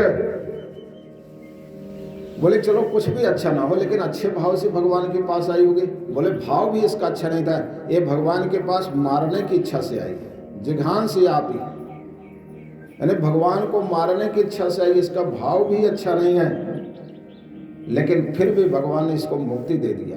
कोई गुण कोई विशेषता पूतना में नहीं है, लेकिन फिर भी भगवान ने उसको मुक्ति दे दिया, क्योंकि भगवान का स्वभाव है कृपा करना। कृपा की न होती जो आदत तुम्हारी, तो सोनी ही रहती अदालत तुम्हारी। तो भगवान की कृपा की आदत है, इसलिए कृपा कर दिया कि अरे जैसा जो कैसे भी हो, लेकिन बड़े प्रेम से इसने हमको अपनी गोद में रखा, दूध पिलाया, इसलिए मैं तो इसको मुक्ति दूंगा। भगवान ने मुक्ति दे दिया। एक बात और है, ये पूतना है अविद्या, और अविद्या जो है कि हमारे पूतना कब आई थी भगवान के पास?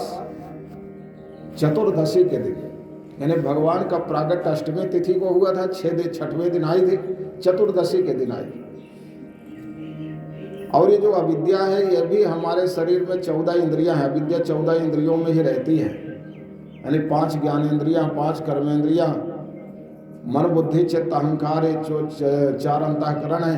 ये जो 14 इंद्रियां हैं, अविद्या इन्हीं में रहती है। इसलिए भगवान ने चतुर्दशी के दिन 14 इंद्रियों में रहने वाली जो अविद्या पूतना है उसका नाश किया। और जब अविद्या पूतना का नाश होता है, तभी जीव को परमात्मा का साक्षात्कार होता है। इस प्रकार से अविद्या रूपी पूतना का भगवान ने उद्धार किया। और एक बात और है, पूतना ये है क्या? ये कहते हैं पूतना पिछले जन्म में राजा बलि की बेटी थी। पूतना तो ये राजा बलि की बेटी थी। और कहते हैं जब भगवान विष्णु वामन रूप धारण करके राजा बलि के पास गए, तीनों लोगों की संपत्ति मांग ली, तो बड़े छोटे से थे। जो ये पूतना थी, राजा बलि की बेटी थी, यानी इसका नाम रत्नमाला था। ये राजा बलि की बेटी थी। तो जब भगवान वामन रूप धारण करके राजा बलि के पास जाते हैं और राजा बलि उनका बड़ा सम्मान करते हैं, फिर भगवान वामन कहते हैं कि हमको 3 पग भूमि दे दो दान में। तो पहले जब राजा बलि की बेटी रत्नमाला भगवान को देखती है, तो उसके अंदर बड़ा प्रेम उमड़ता है कि बड़ा सुंदर बालक है, अगर ये मिलता तो मैं इसको जो है अपना दूध पिलाती, ऐसा उसके अंदर भाव है।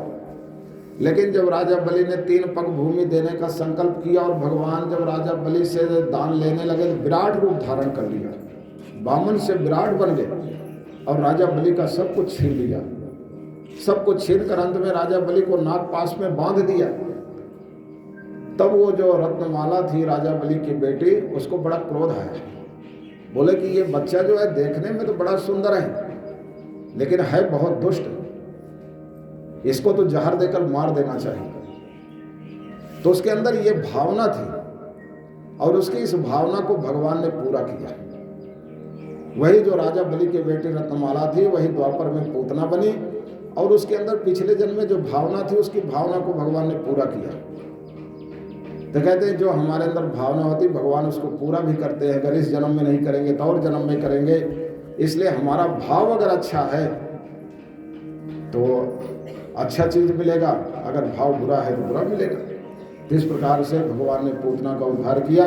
बोलिए बांके बिहारी लाल की जय। तेरी मंद मंद मुस्कानियाँ में, तेरी मंद मंद मुस्कानियाँ में बलिहार आए, बलिहार आए। तेरी मंद मंद मुस्कानियाँ में, तेरी मंद मंद मुस्कानियाँ में बलिहार आए, बलिहार आए। बलिहार प्यारे बलिहार प्यारे, मेरी बात बड़ी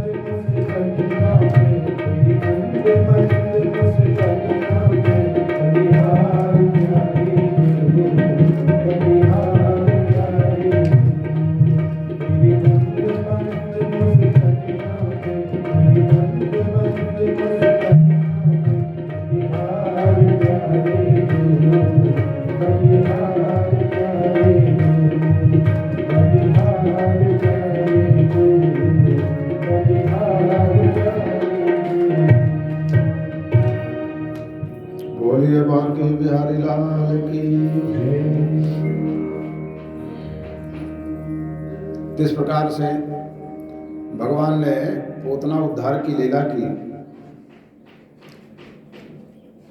अब राजा परीक्षित सुखदेव जी महाराज से पूछते हैं कि महाराज येन एनावतारेण भगवान हरिरीश्वर करोति कर्ण रम्याणि मनोज्ञानि च नः प्रभु। कहते हैं कि भगवान अवतार लेकर के जो लीलाएं करते हैं, जो बहुत प्रिय लीलाएं हैं भगवान की, वो सब जो है हमको बताइए महाराज। यह सुखदेव जी महाराज फिर भगवान के सकट भंजन लीला का वर्णन करते हैं कि एक बार क्या हुआ कि भगवान पालने में सो रहे थे, बाल कृष्णलाल, और सोते सोते करवट बदल लिया। तो यशोदा मैया देख करके बड़ी प्रसन्न हुई, क्योंकि छोटा बच्चा होता है तो अपने आप करवट भी नहीं बदल पाता। लेकिन जब भगवान ने करवट बदल लिया तो यशोदा मैया बड़ी प्रसन्न होती कि आज मेरे लाला ने करवट बदल ली, आज कुछ बड़ा हो गया। ये भगवान का चतुर्थ जन्म नक्षत्र था, यानी भगवान रोहिणी नक्षत्र में आए थे तथा चतुर्थ जन्म नक्षत्र आया। तो इसका मतलब यह है कि लगभग 3.5 महीने के भगवान हो गए थे, क्योंकि 28 दिन पे एक नक्षत्र आता है। तो यहाँ पर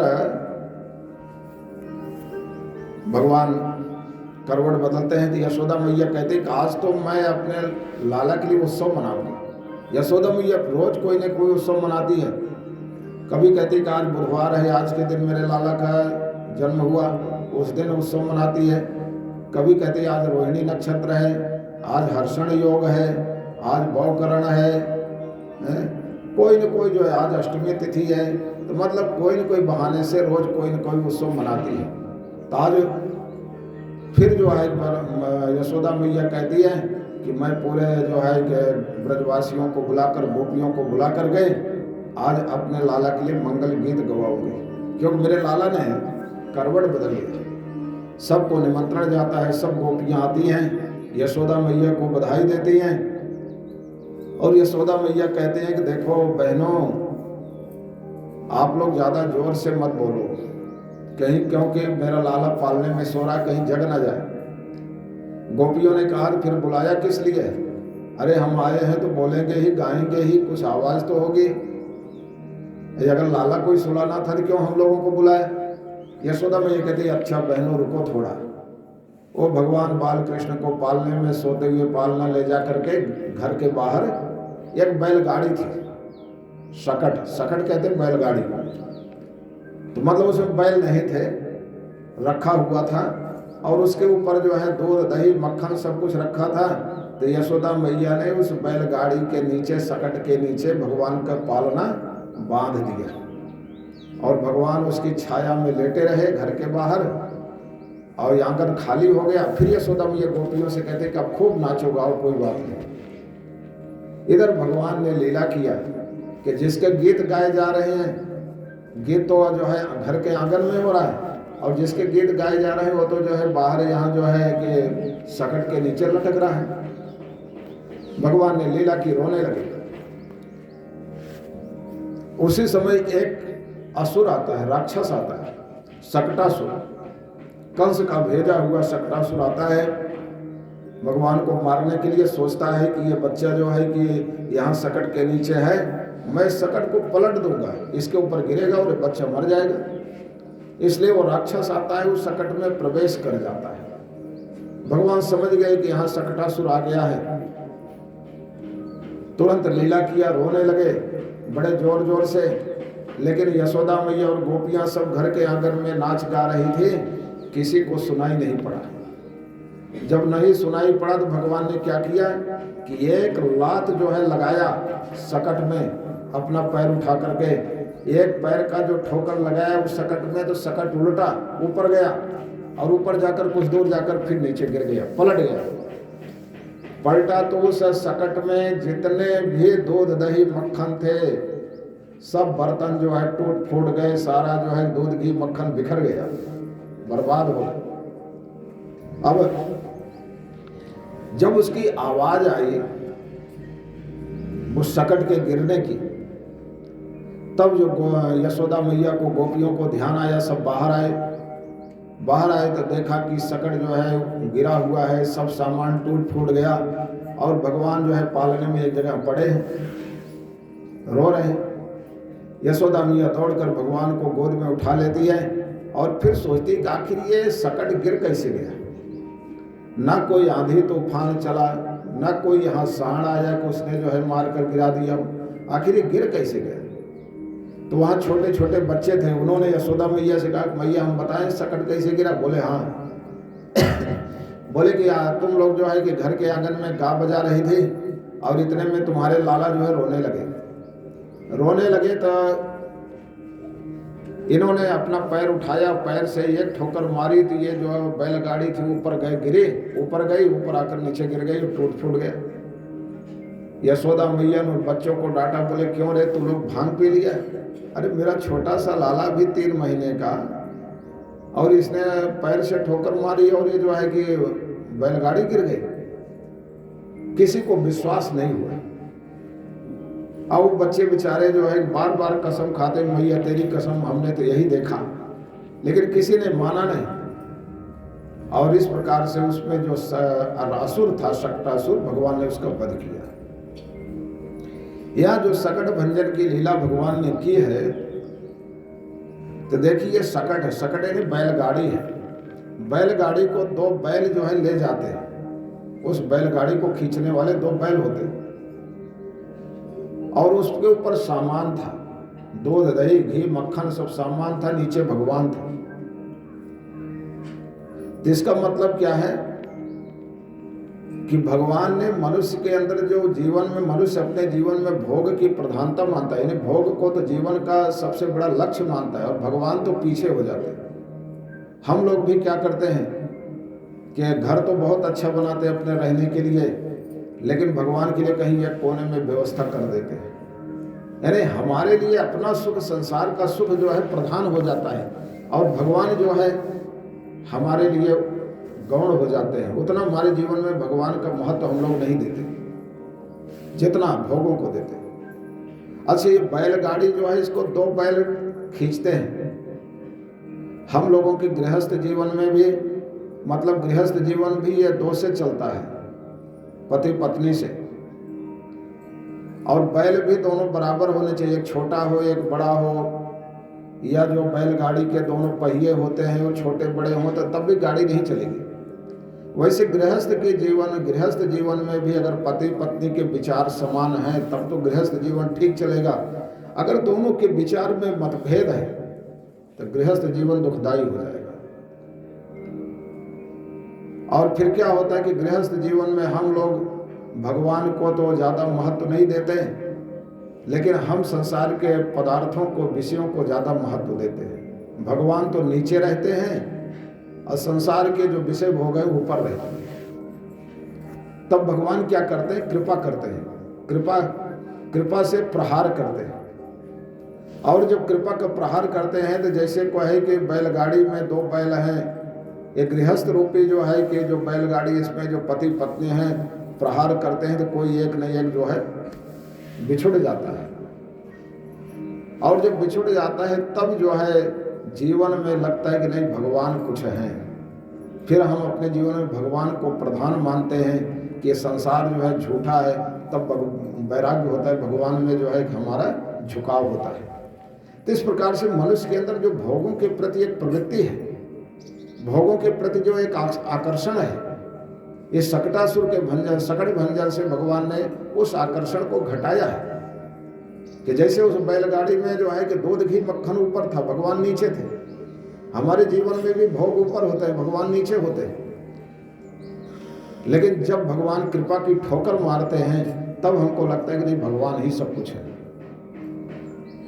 तो इस प्रकार से मनुष्य के जीवन में जो भोग की आसक्ति है उसको जो है भगवान समाप्त करते हैं। सकटासुर भंजन का, सकट भंजन का जो है मतलब अर्थ है। तो इस प्रकार से भगवान ने सप्तासुर का वध किया। और कहते हैं कि जो सप्तासुर है ये पिछले जन्म में कहते हैं कि हिरण्याक्ष जो था उसका पुत्र है। इसका नाम उत्कच था, बड़ा मोटा तगड़ा था और बड़ा अहंकारी था। तो इसने यह ऋषि मुनियों के आश्रमों को क्या करता, जहाँ महात्मा रहते, ऋषि मुनि का आश्रम रहते, उनके आश्रमों को तोड़ देता। उनके आश्रमों में जो फूल फल रहते, वृक्ष रहते, सब तोड़ देता था। तो एक दिन लोमस ऋषि कहीं रह रहे थे, वहाँ गया और उस लोमस ऋषि के आश्रम में सब जितने फूल पेड़ पौधे थे सब तोड़ दिया। लोमस ऋषि को क्रोध आया, उन्होंने श्राप दे दिया कि जा, तुझे अपने शरीर का अहंकार है, अब तेरा ये शरीर ही नहीं रहेगा, बिना शरीर के तू रहेगा। फिर उसने जो है कि लोमस ऋषि से क्षमा मांगी तो लोमस ऋषि ने कहा ठीक है, तेरा द्वापर युग में भगवान उद्धार करेंगे। तो आज उसी सप्तासुर का भगवान ने उद्धार किया। अब कहते हैं कि कंस ने भगवान को मारने के लिए एक असुर भेजा, तृणावर्त को भेजा। और उस समय यशोदा मैया भगवान कृष्ण को गोद में बैठाकर दूध पिला रही थी। दूध पीते पीते भगवान समझ गए कि कंस मामा ने तृणावर्त को भेजा है मुझे मारने के लिए। और तृणावर्त क्या है, एक तूफान के रूप में हवा है, बवंडर। ये जैसे गोल गोल हवा आती है ना, जिसको बवंडर बोलते हैं, तो वही जो है बवंडर के रूप में आया। भगवान ने सोचा कि ये तृणावर्त जो है कि बवंडर के रूप में आ रहा है, मामा ने हमारे लिए उड़न खटोला भेजा है और बहुत अच्छा, इससे हम अपना पूरा जो है गोकुल गांव को देख लेंगे। अपने सभी मित्रों के, जो मधुमंगल है, सुदामा है, सुबल है, ललिता, विशाखा, जितनी चंद्रावती है, चंद्रावली जो सखियां हैं, सबके घर देख लूंगा। आज अपने भक्तों के घर देखने को मिलेगा, बड़ा आनंद आएगा। तो भगवान ने सोचा कि तृणावर्त से पहले घूमूंगा, अब बाद में इसका वध करूंगा। भगवान ने ब्रज में जितने भी असुरों का वध किया, किसी अस्त्र शस्त्र से नहीं किया। तो भगवान ने सोचा कि तृणावर्त का वध कैसे करना है। फिर सोचा कि मैं अपने शरीर का भार बढ़ा करके इसका वध करूंगा। लेकिन फिर सोचे कि पहले उसका जांच कर लेनी चाहिए, मेरे शरीर का भार बढ़ता है कि नहीं बढ़ता है।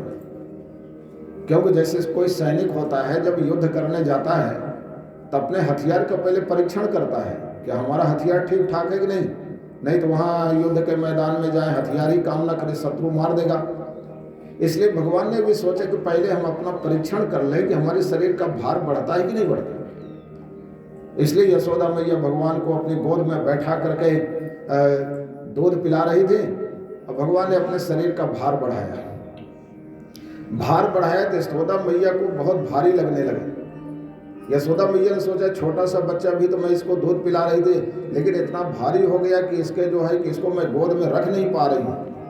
लगता है कि इसका बहुत वजन बढ़ गया। आखिर कैसे हो गया, बच्चा तो अभी छोटा ही है, कोई शरीर तो बढ़ा नहीं, लेकिन इसका वजन कैसे इतना बढ़ गया कि मैं गोद में नहीं रख पा रही हूँ, मुझे दर्द हो रहा है। और यशोदा मैया को भगवान ने उसकी बुद्धि को मोहित कर दिया। यशोदा मैया को ऐसा लगा कि बहुत देर से मैं इसको दूध पिला रही हूँ, दूध पीने से ज़्यादा दूध पी लिया, इसलिए इसका वजन बढ़ गया। यशोदा मैया ने भगवान को गोद से उठाकर धरती पर रख दिया और कहा कि लाला खेल कूद कर थोड़ा हल्के हो जाओ, फिर गोद में उठाऊंगी। भगवान समझ गए कि मेरा हथियार ठीक ठाक है, क्योंकि यशोदा मैया को मेरा भार लग गया। अब इसे हथियार से मैं जो है कि अपने शरीर का भार बढ़ा करके तृणावर्त को मारूंगा। इतने में तृणावर्त आता है बवंडर का रूप बना करके, और बवंडर चलता है, गोल गोल चलता है, तो उसमें धूल मिट्टी जितने भी खरपतवार होते हैं, कभी इतना तेज होता है। समुद्रों के किनारे जब वो तूफान आता है, जिसको सुनामी तूफान बोलते हैं, तो उसमें तो लोगों के मकान तक उखड़ जाते हैं, इतना भयंकर होता है। बड़े बड़े पेड़ उखड़कर ऊपर जो है उड़ जाते हैं, यहाँ कुल तो हल्के आते हैं। तो ऐसे बड़ा भयंकर जो है कि तूफान बनकर, बवंडर बनकर तृणावर्त आया, और बड़े बड़े ब्रज के जो पेड़ पौधे थे, लोगों की झोपड़ियाँ थी, सब उड़ने लगे। धूल मिट्टी से पूरा ब्रज जो है कि भर गया। रजसा तमसा वृतम, पूरा ब्रज जो है कि धूल और अंधकार से भर गया। और तृणावर्त गोल गोल तूफान बनकर आया।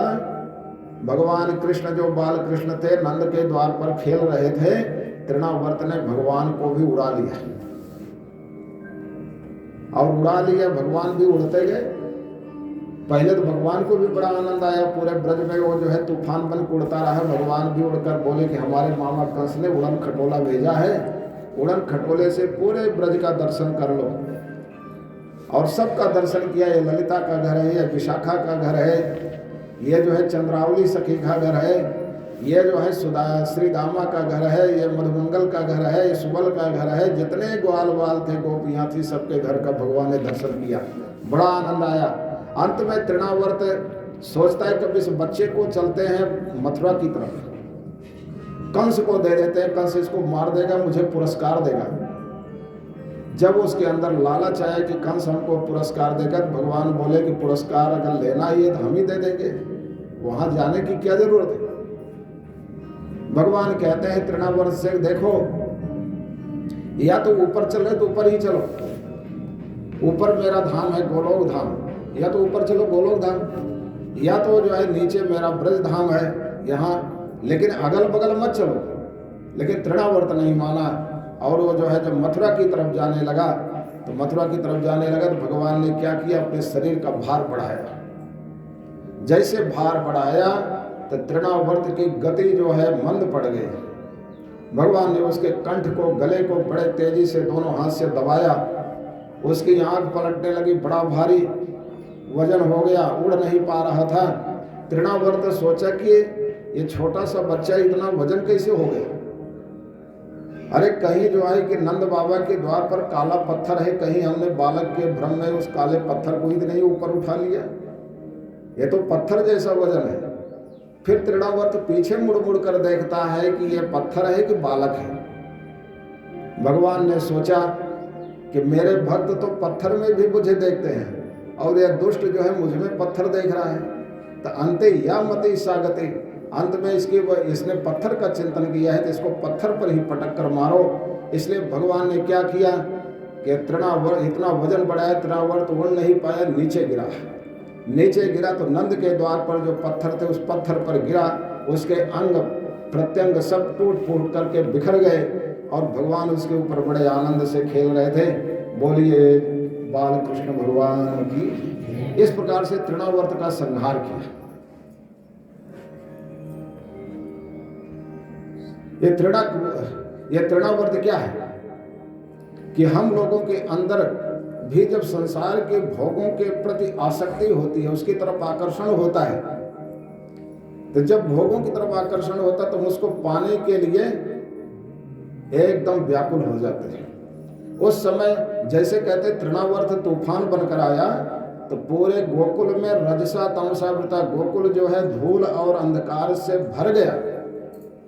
वैसे जब हमारी इंद्रियों में भी भोगों के प्रति आकर्षण होता है तो हमारी इंद्रियों में भी रजोगुण तमोगुण बढ़ जाता है,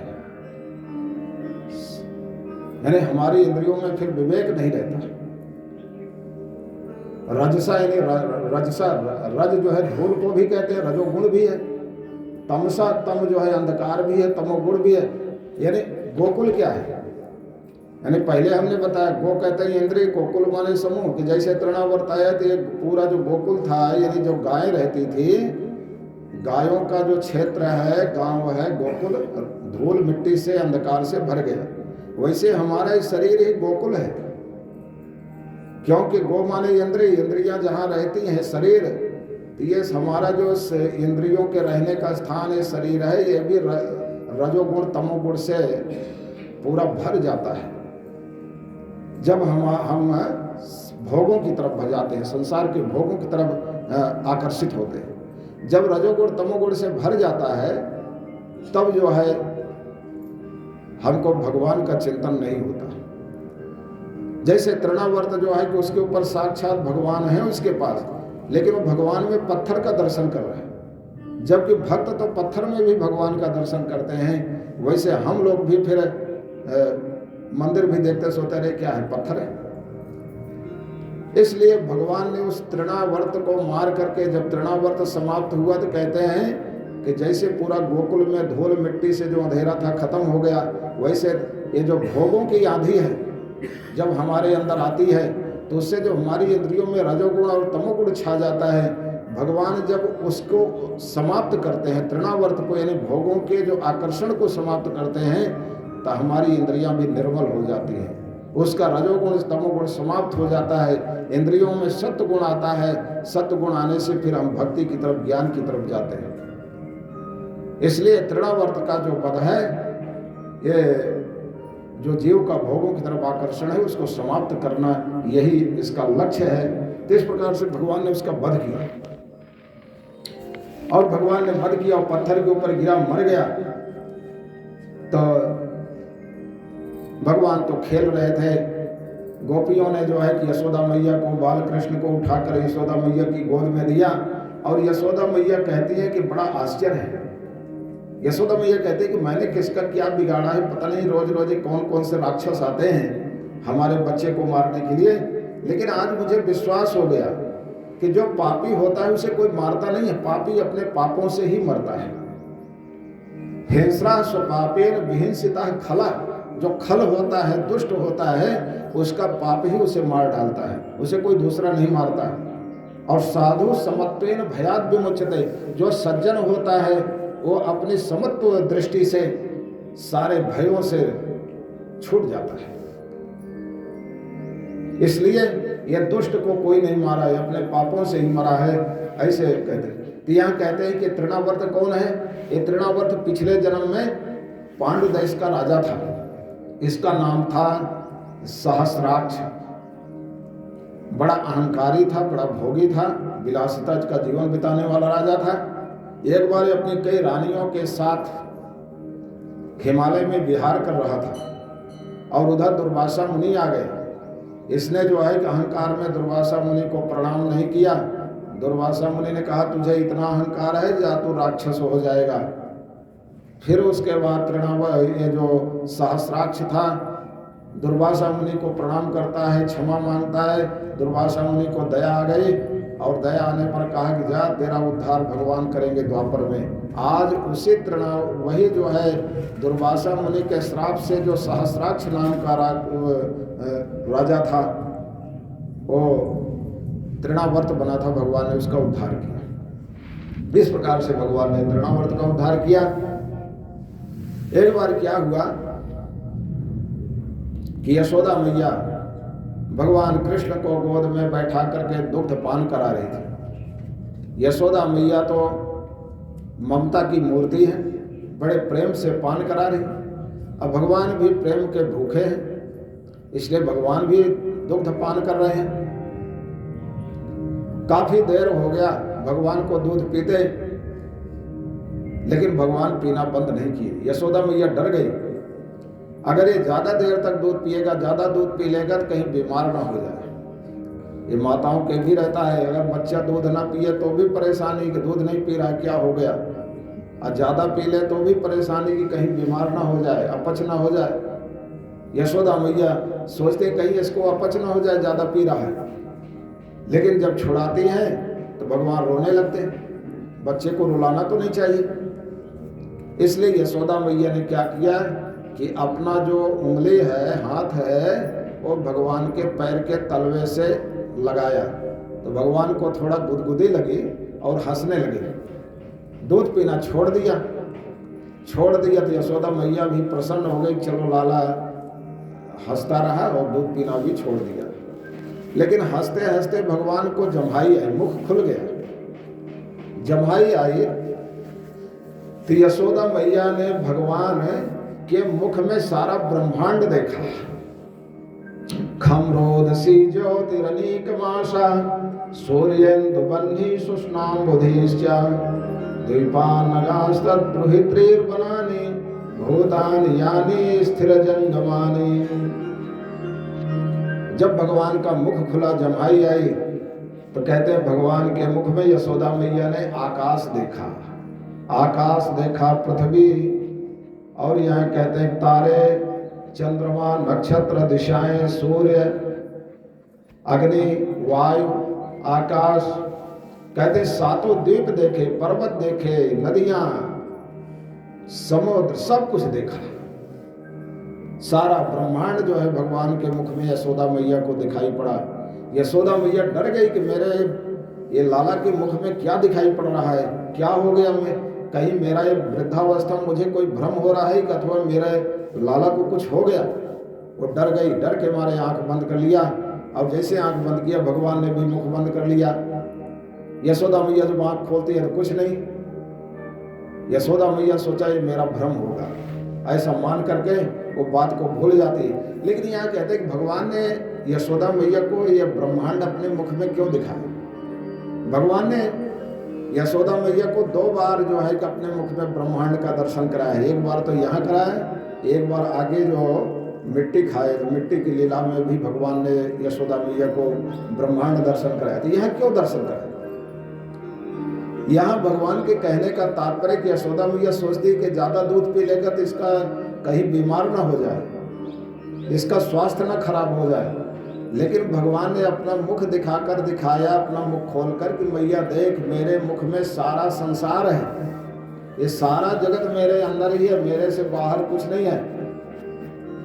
और तेरा दूध जो है मैं केवल अकेले नहीं पी रहा हूँ, मेरे मुख में सारी दुनिया है, तीनों लोक है, तीनों लोक के प्राणी पी रहे हैं। तो केवल मेरी माता नहीं, मेरी जननी नहीं, तो संपूर्ण जगत की जननी है। तो अपने दूध से केवल मुझे तृप्त नहीं कर रही, सारे जगत को तृप्त कर रही है। इसलिए तू मेरे पेट खराब होने की चिंता मत कर, क्योंकि ये सारी दुनिया के लोग तेरा दूध पी रहे हैं, तो सबको बांट कर मैं पी रहा हूं, तो मुझे कितना मिलेगा? थोड़ा सा मिलेगा, अकेले थोड़ो पी रहा। इसलिए मेरे पेट खराब होने की चिंता मत करो। तो इसलिए भगवान ने यहाँ दिखाया कि यशोदा मैया, तेरे दूध से केवल मैं ही नहीं तृप्त हो रहा हूँ, सारा जगत तृप्त हो रहा है, तीनों लोग तृप्त हो रहा है। ऐसा भगवान ने इस भावना से यशोदा मैया को सारा ब्रह्मांड अपने मुख में दिखाया। तैसे भगवान ने एक लीलाएं कर। वृंदावन में एक लीला और प्रसिद्ध है। वृंदावन में एक लीला प्रसिद्ध है, पाणे बाबा की लीला। कहते हैं कि एक पंडित जी थे, यशोदा मैया जहाँ पहले उनका जहाँ जन्म हुआ था, जो मायका था, उनके मायके के पुरोहित थे। उनके मायके में पुरोहिती वो करते थे पंडित जी, तो उस परिवार के थे। तो कहते यशोदा मैया के जब भगवान का प्रागट्य होता है तो उन्होंने सोचा कि हमारे यजमान के घर में हमारे यजमान की बेटी है, उसके यहाँ लाला का जन्म हुआ, चलो आशीर्वाद दे आते हैं। तो वो जो यशोदा मैया के मायके के पंडित जी थे, उनको पाणे बाबा कहते थे।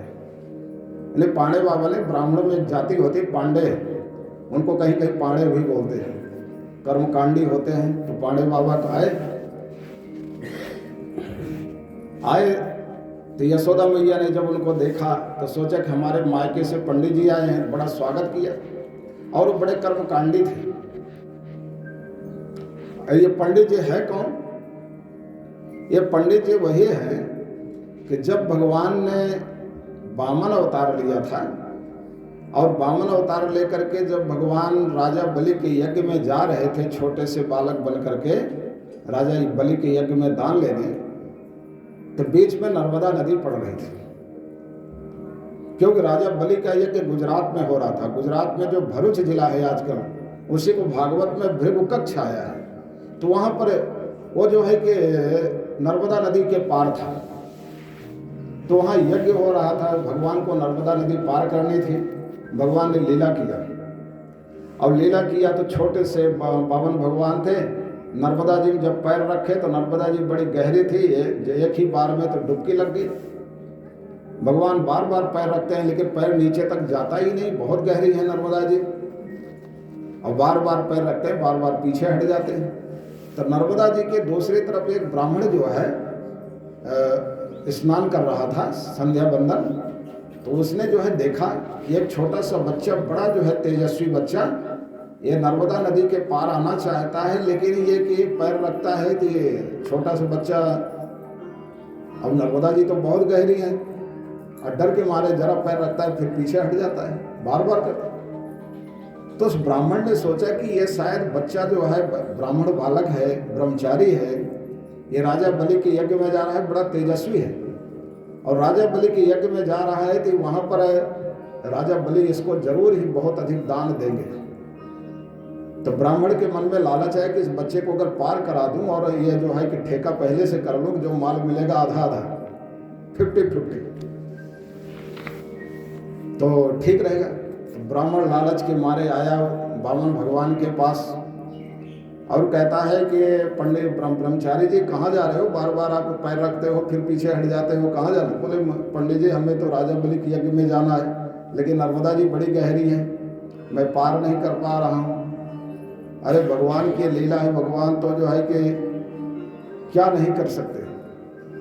तो पंडित जी ने कहा कैसा है, मैं आपको पार करा दूंगा अगर आप राजा बलि के यज्ञ में जा रहे हैं, लेकिन एक शर्त है कि राजा बलि के यज्ञ में जा रहे हो और राजा बलि जो चीज आपको देंगे जितना सम्माल उसमें से आधा हमारा होगा। भगवान बोले, वामन भगवान बोले कि आधा क्या, आप पंडित जी पूरा ले लेना, आप पार करा दो। पंडित जी बोले ठीक है।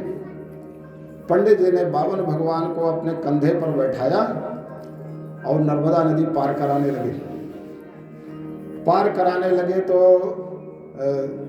जब बीच नर्मदा के जल में पहुंचे तो पंडित जी जो थे भगवान के चरण उनके जो है कि यहाँ छाती पर आ रहे थे, तो भगवान के चरण, उनके चरणों पर उनकी दृष्टि पड़ी। देखा कि भगवान के चरणों में कमल है, वज्र, अंकुश, ध्वजा, ये सब के चक्र आदि के चिन्ह हैं।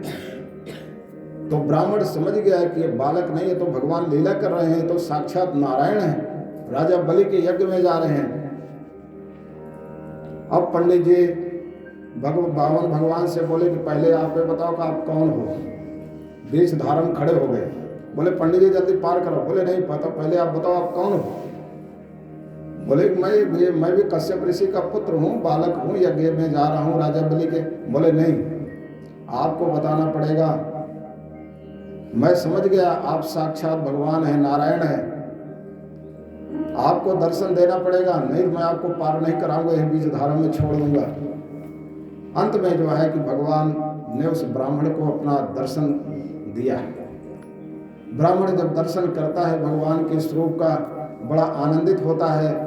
उसने फिर भगवान को पार किया नर्मदा, और जब भगवान जाने लगे तो बोले पंडित जी चिंता मत करो, जो भी बलि के यज्ञ में मिलेगा मुझे दान में, मैं सब आपको दे दूंगा। भगवान वो ब्राह्मण बोला कि नहीं महाराज, अब हमें कुछ नहीं चाहिए, आप तो हमें अपनी कोई लीला दिखाओ। भगवान बोले अभी तो मैं कोई लीला नहीं दिखाऊंगा, अभी लीला का समय नहीं, अभी तो मैं बलि के यज्ञ में जा रहा हूँ, लेकिन मैं आपको द्वापर युग में लीला दिखाऊंगा। तो वही पंडित जी आज यशोदा मैया के घर आए पांडे जी, और आए बड़े कर्मकांडी थे, अपने हाथ से बनाकर खाते थे, दूसरे के हाथ से नहीं खाते थे। आए यशोदा मैया ने सब कुछ उनको सामान दिया, पंडित जी ने बनाया, और पंडित जी भगवान शालिग्राम की पूजा करते थे। जब भोजन बन गया तो शालिग्राम भगवान को जो है कि उन्होंने भोग लगाया, तुलसी दल चढ़ाया और आंख बंद करके बैठ गए, आओ प्रभु भोग लगाओ। इधर भगवान तो पालने में सो रहे थे, लेकिन पता नहीं कैसे वहाँ पहुँच गए। पंडित जी तो आंख बंद किए थे, भगवान का ध्यान करे, इधर भगवान उनका भोजन खाने लगे। जब पंडित जी ने आंख खोला, देखा कि अरे ये तो यशोदा का बच्चा जो है मेरा भोजन जूठा कर दिया, खाने लगा। बोले यशोदा तेरा तो बालक ने मेरा भोजन जूठा कर दिया। यशोदा मैया डर गई कि कहीं पंडित जी श्राप ना दे दें। बोली मैया बोली महाराज बच्चा है, गलती हो गई, कोई बात नहीं, आप जो है दूसरा बना लो, मैं बर्तन तुरंत दूसरा देती हूँ, दूसरा चीज़ देते तुरंत बनाइए, मैं भी आपका सारा सहयोग कर देती हूँ। पंडित जी ने दूसरा भोजन बनाया। अब की बार यशोदा मैया ने भगवान को दूर जो है कहीं एक कमरे में बंद कर दिया, और बंद कर दिया। और उसके बाद जो है कि पंडित जी ने जैसे भोग लगाया शालिग्राम भगवान को, आओ प्रभु भोग लगाओ, आंख बंद कर लिए, बैठ गए ध्यान में। इतने में भगवान आते हैं और फिर पंडित जी का भोजन खाने लगे। पंडित जी जैसे आंख खोलते हैं कि देखते हैं कि फिर अरे तो बच्चा जो है पता नहीं बड़ा नटखट है, फिर आ गया, खाने लगा। यशोदा जी ने देखा, फिर बोली कि महाराज मैं तो इसको घर में बंद की थी, कैसे आ गया। पता नहीं किसी ने दरवाज़ा खोल दिया होगा। अब वो क्षमा बोले कि पंडित जी बोले मुझे नहीं खाना है। बोले नहीं महाराज खाओ, ऐसा नहीं, ब्राह्मण को भूखा नहीं जाना चाहिए, गलती हो गई, बच्चा है, आपकी बार मैं इसको ऊपर ध्यान रखूँगी। फिर से जो है कि पंडित जी ने तीसरी बार बनाया और भगवान को जब भोग लगाया, उस समय यशोदा मैया भगवान को घर के अंदर जो है कि लेकर बैठ गई, स्वयं वहाँ खड़ी रही कि जाने ना पाए। और इधर पंडित जी ने भोग लगाया, और भोग लगाया तो आंख बंद करके बैठे, और उधर जैसे आंख बंद किया भगवान जाकर खाने लगे बाल कृष्ण। और उधर यशोदा मैया भगवान को घेरे हुए कि जाने ना पाए। और उधर जब पंडित जी ने आंख खोली तो देखा भगवान के, बोले यशोदा तेरा लाला तो फिर आ गया। यशोदन कहा कहाँ महाराज, मैं तो मेरे पास है। बोले नहीं यहाँ है। और देखते थे यशोदा मेरे पास नहीं हो तो वहाँ है। पंडित भी सोचते हैं कि आखिर ये बच्चा बार बार कैसे आ जाता, अब कि यशोदा स्वयं उसको देख रही थी, पकड़ी थी, फिर कैसे आ गया, क्या लीला है। अंत में पंडित जी ने जब ध्यान से देखा तब उन्हें आया कि तो साक्षात जिसको मैं भोग ला रहा हूँ, जिस नारायण की पूजा करती हूँ शालिग्राम के रूप में, वही साक्षात जो है मेरा भोग लगा रहे हैं मेरे भोजन का। यशोदा मैया कहती है, डर गई, बोली महाराज फिर बना लीजिए, गलती हो गई। बोले नहीं अब बनाने की कोई जरूरत नहीं है, अब मुझे यही पाना है। बोले नहीं महाराज बच्चा है, गलती हो गई, आप इतने कर्मकांडी। बोले ना अब मुझे यही पाना है। अंत में पंडित जी ने पाया और भगवान का दर्शन करके वो भी बड़े आनंदित हुए। बोले प्रभु हमने जीवन भर जितनी पूजा भजन किया आज उसका फल मुझे मिल गया। इस प्रकार से पंडित जी जाते हैं, तैसे भगवान जो है ब्रज में लीला करते हैं। बोलिए बांके बिहारी लाल की जय। कृष्ण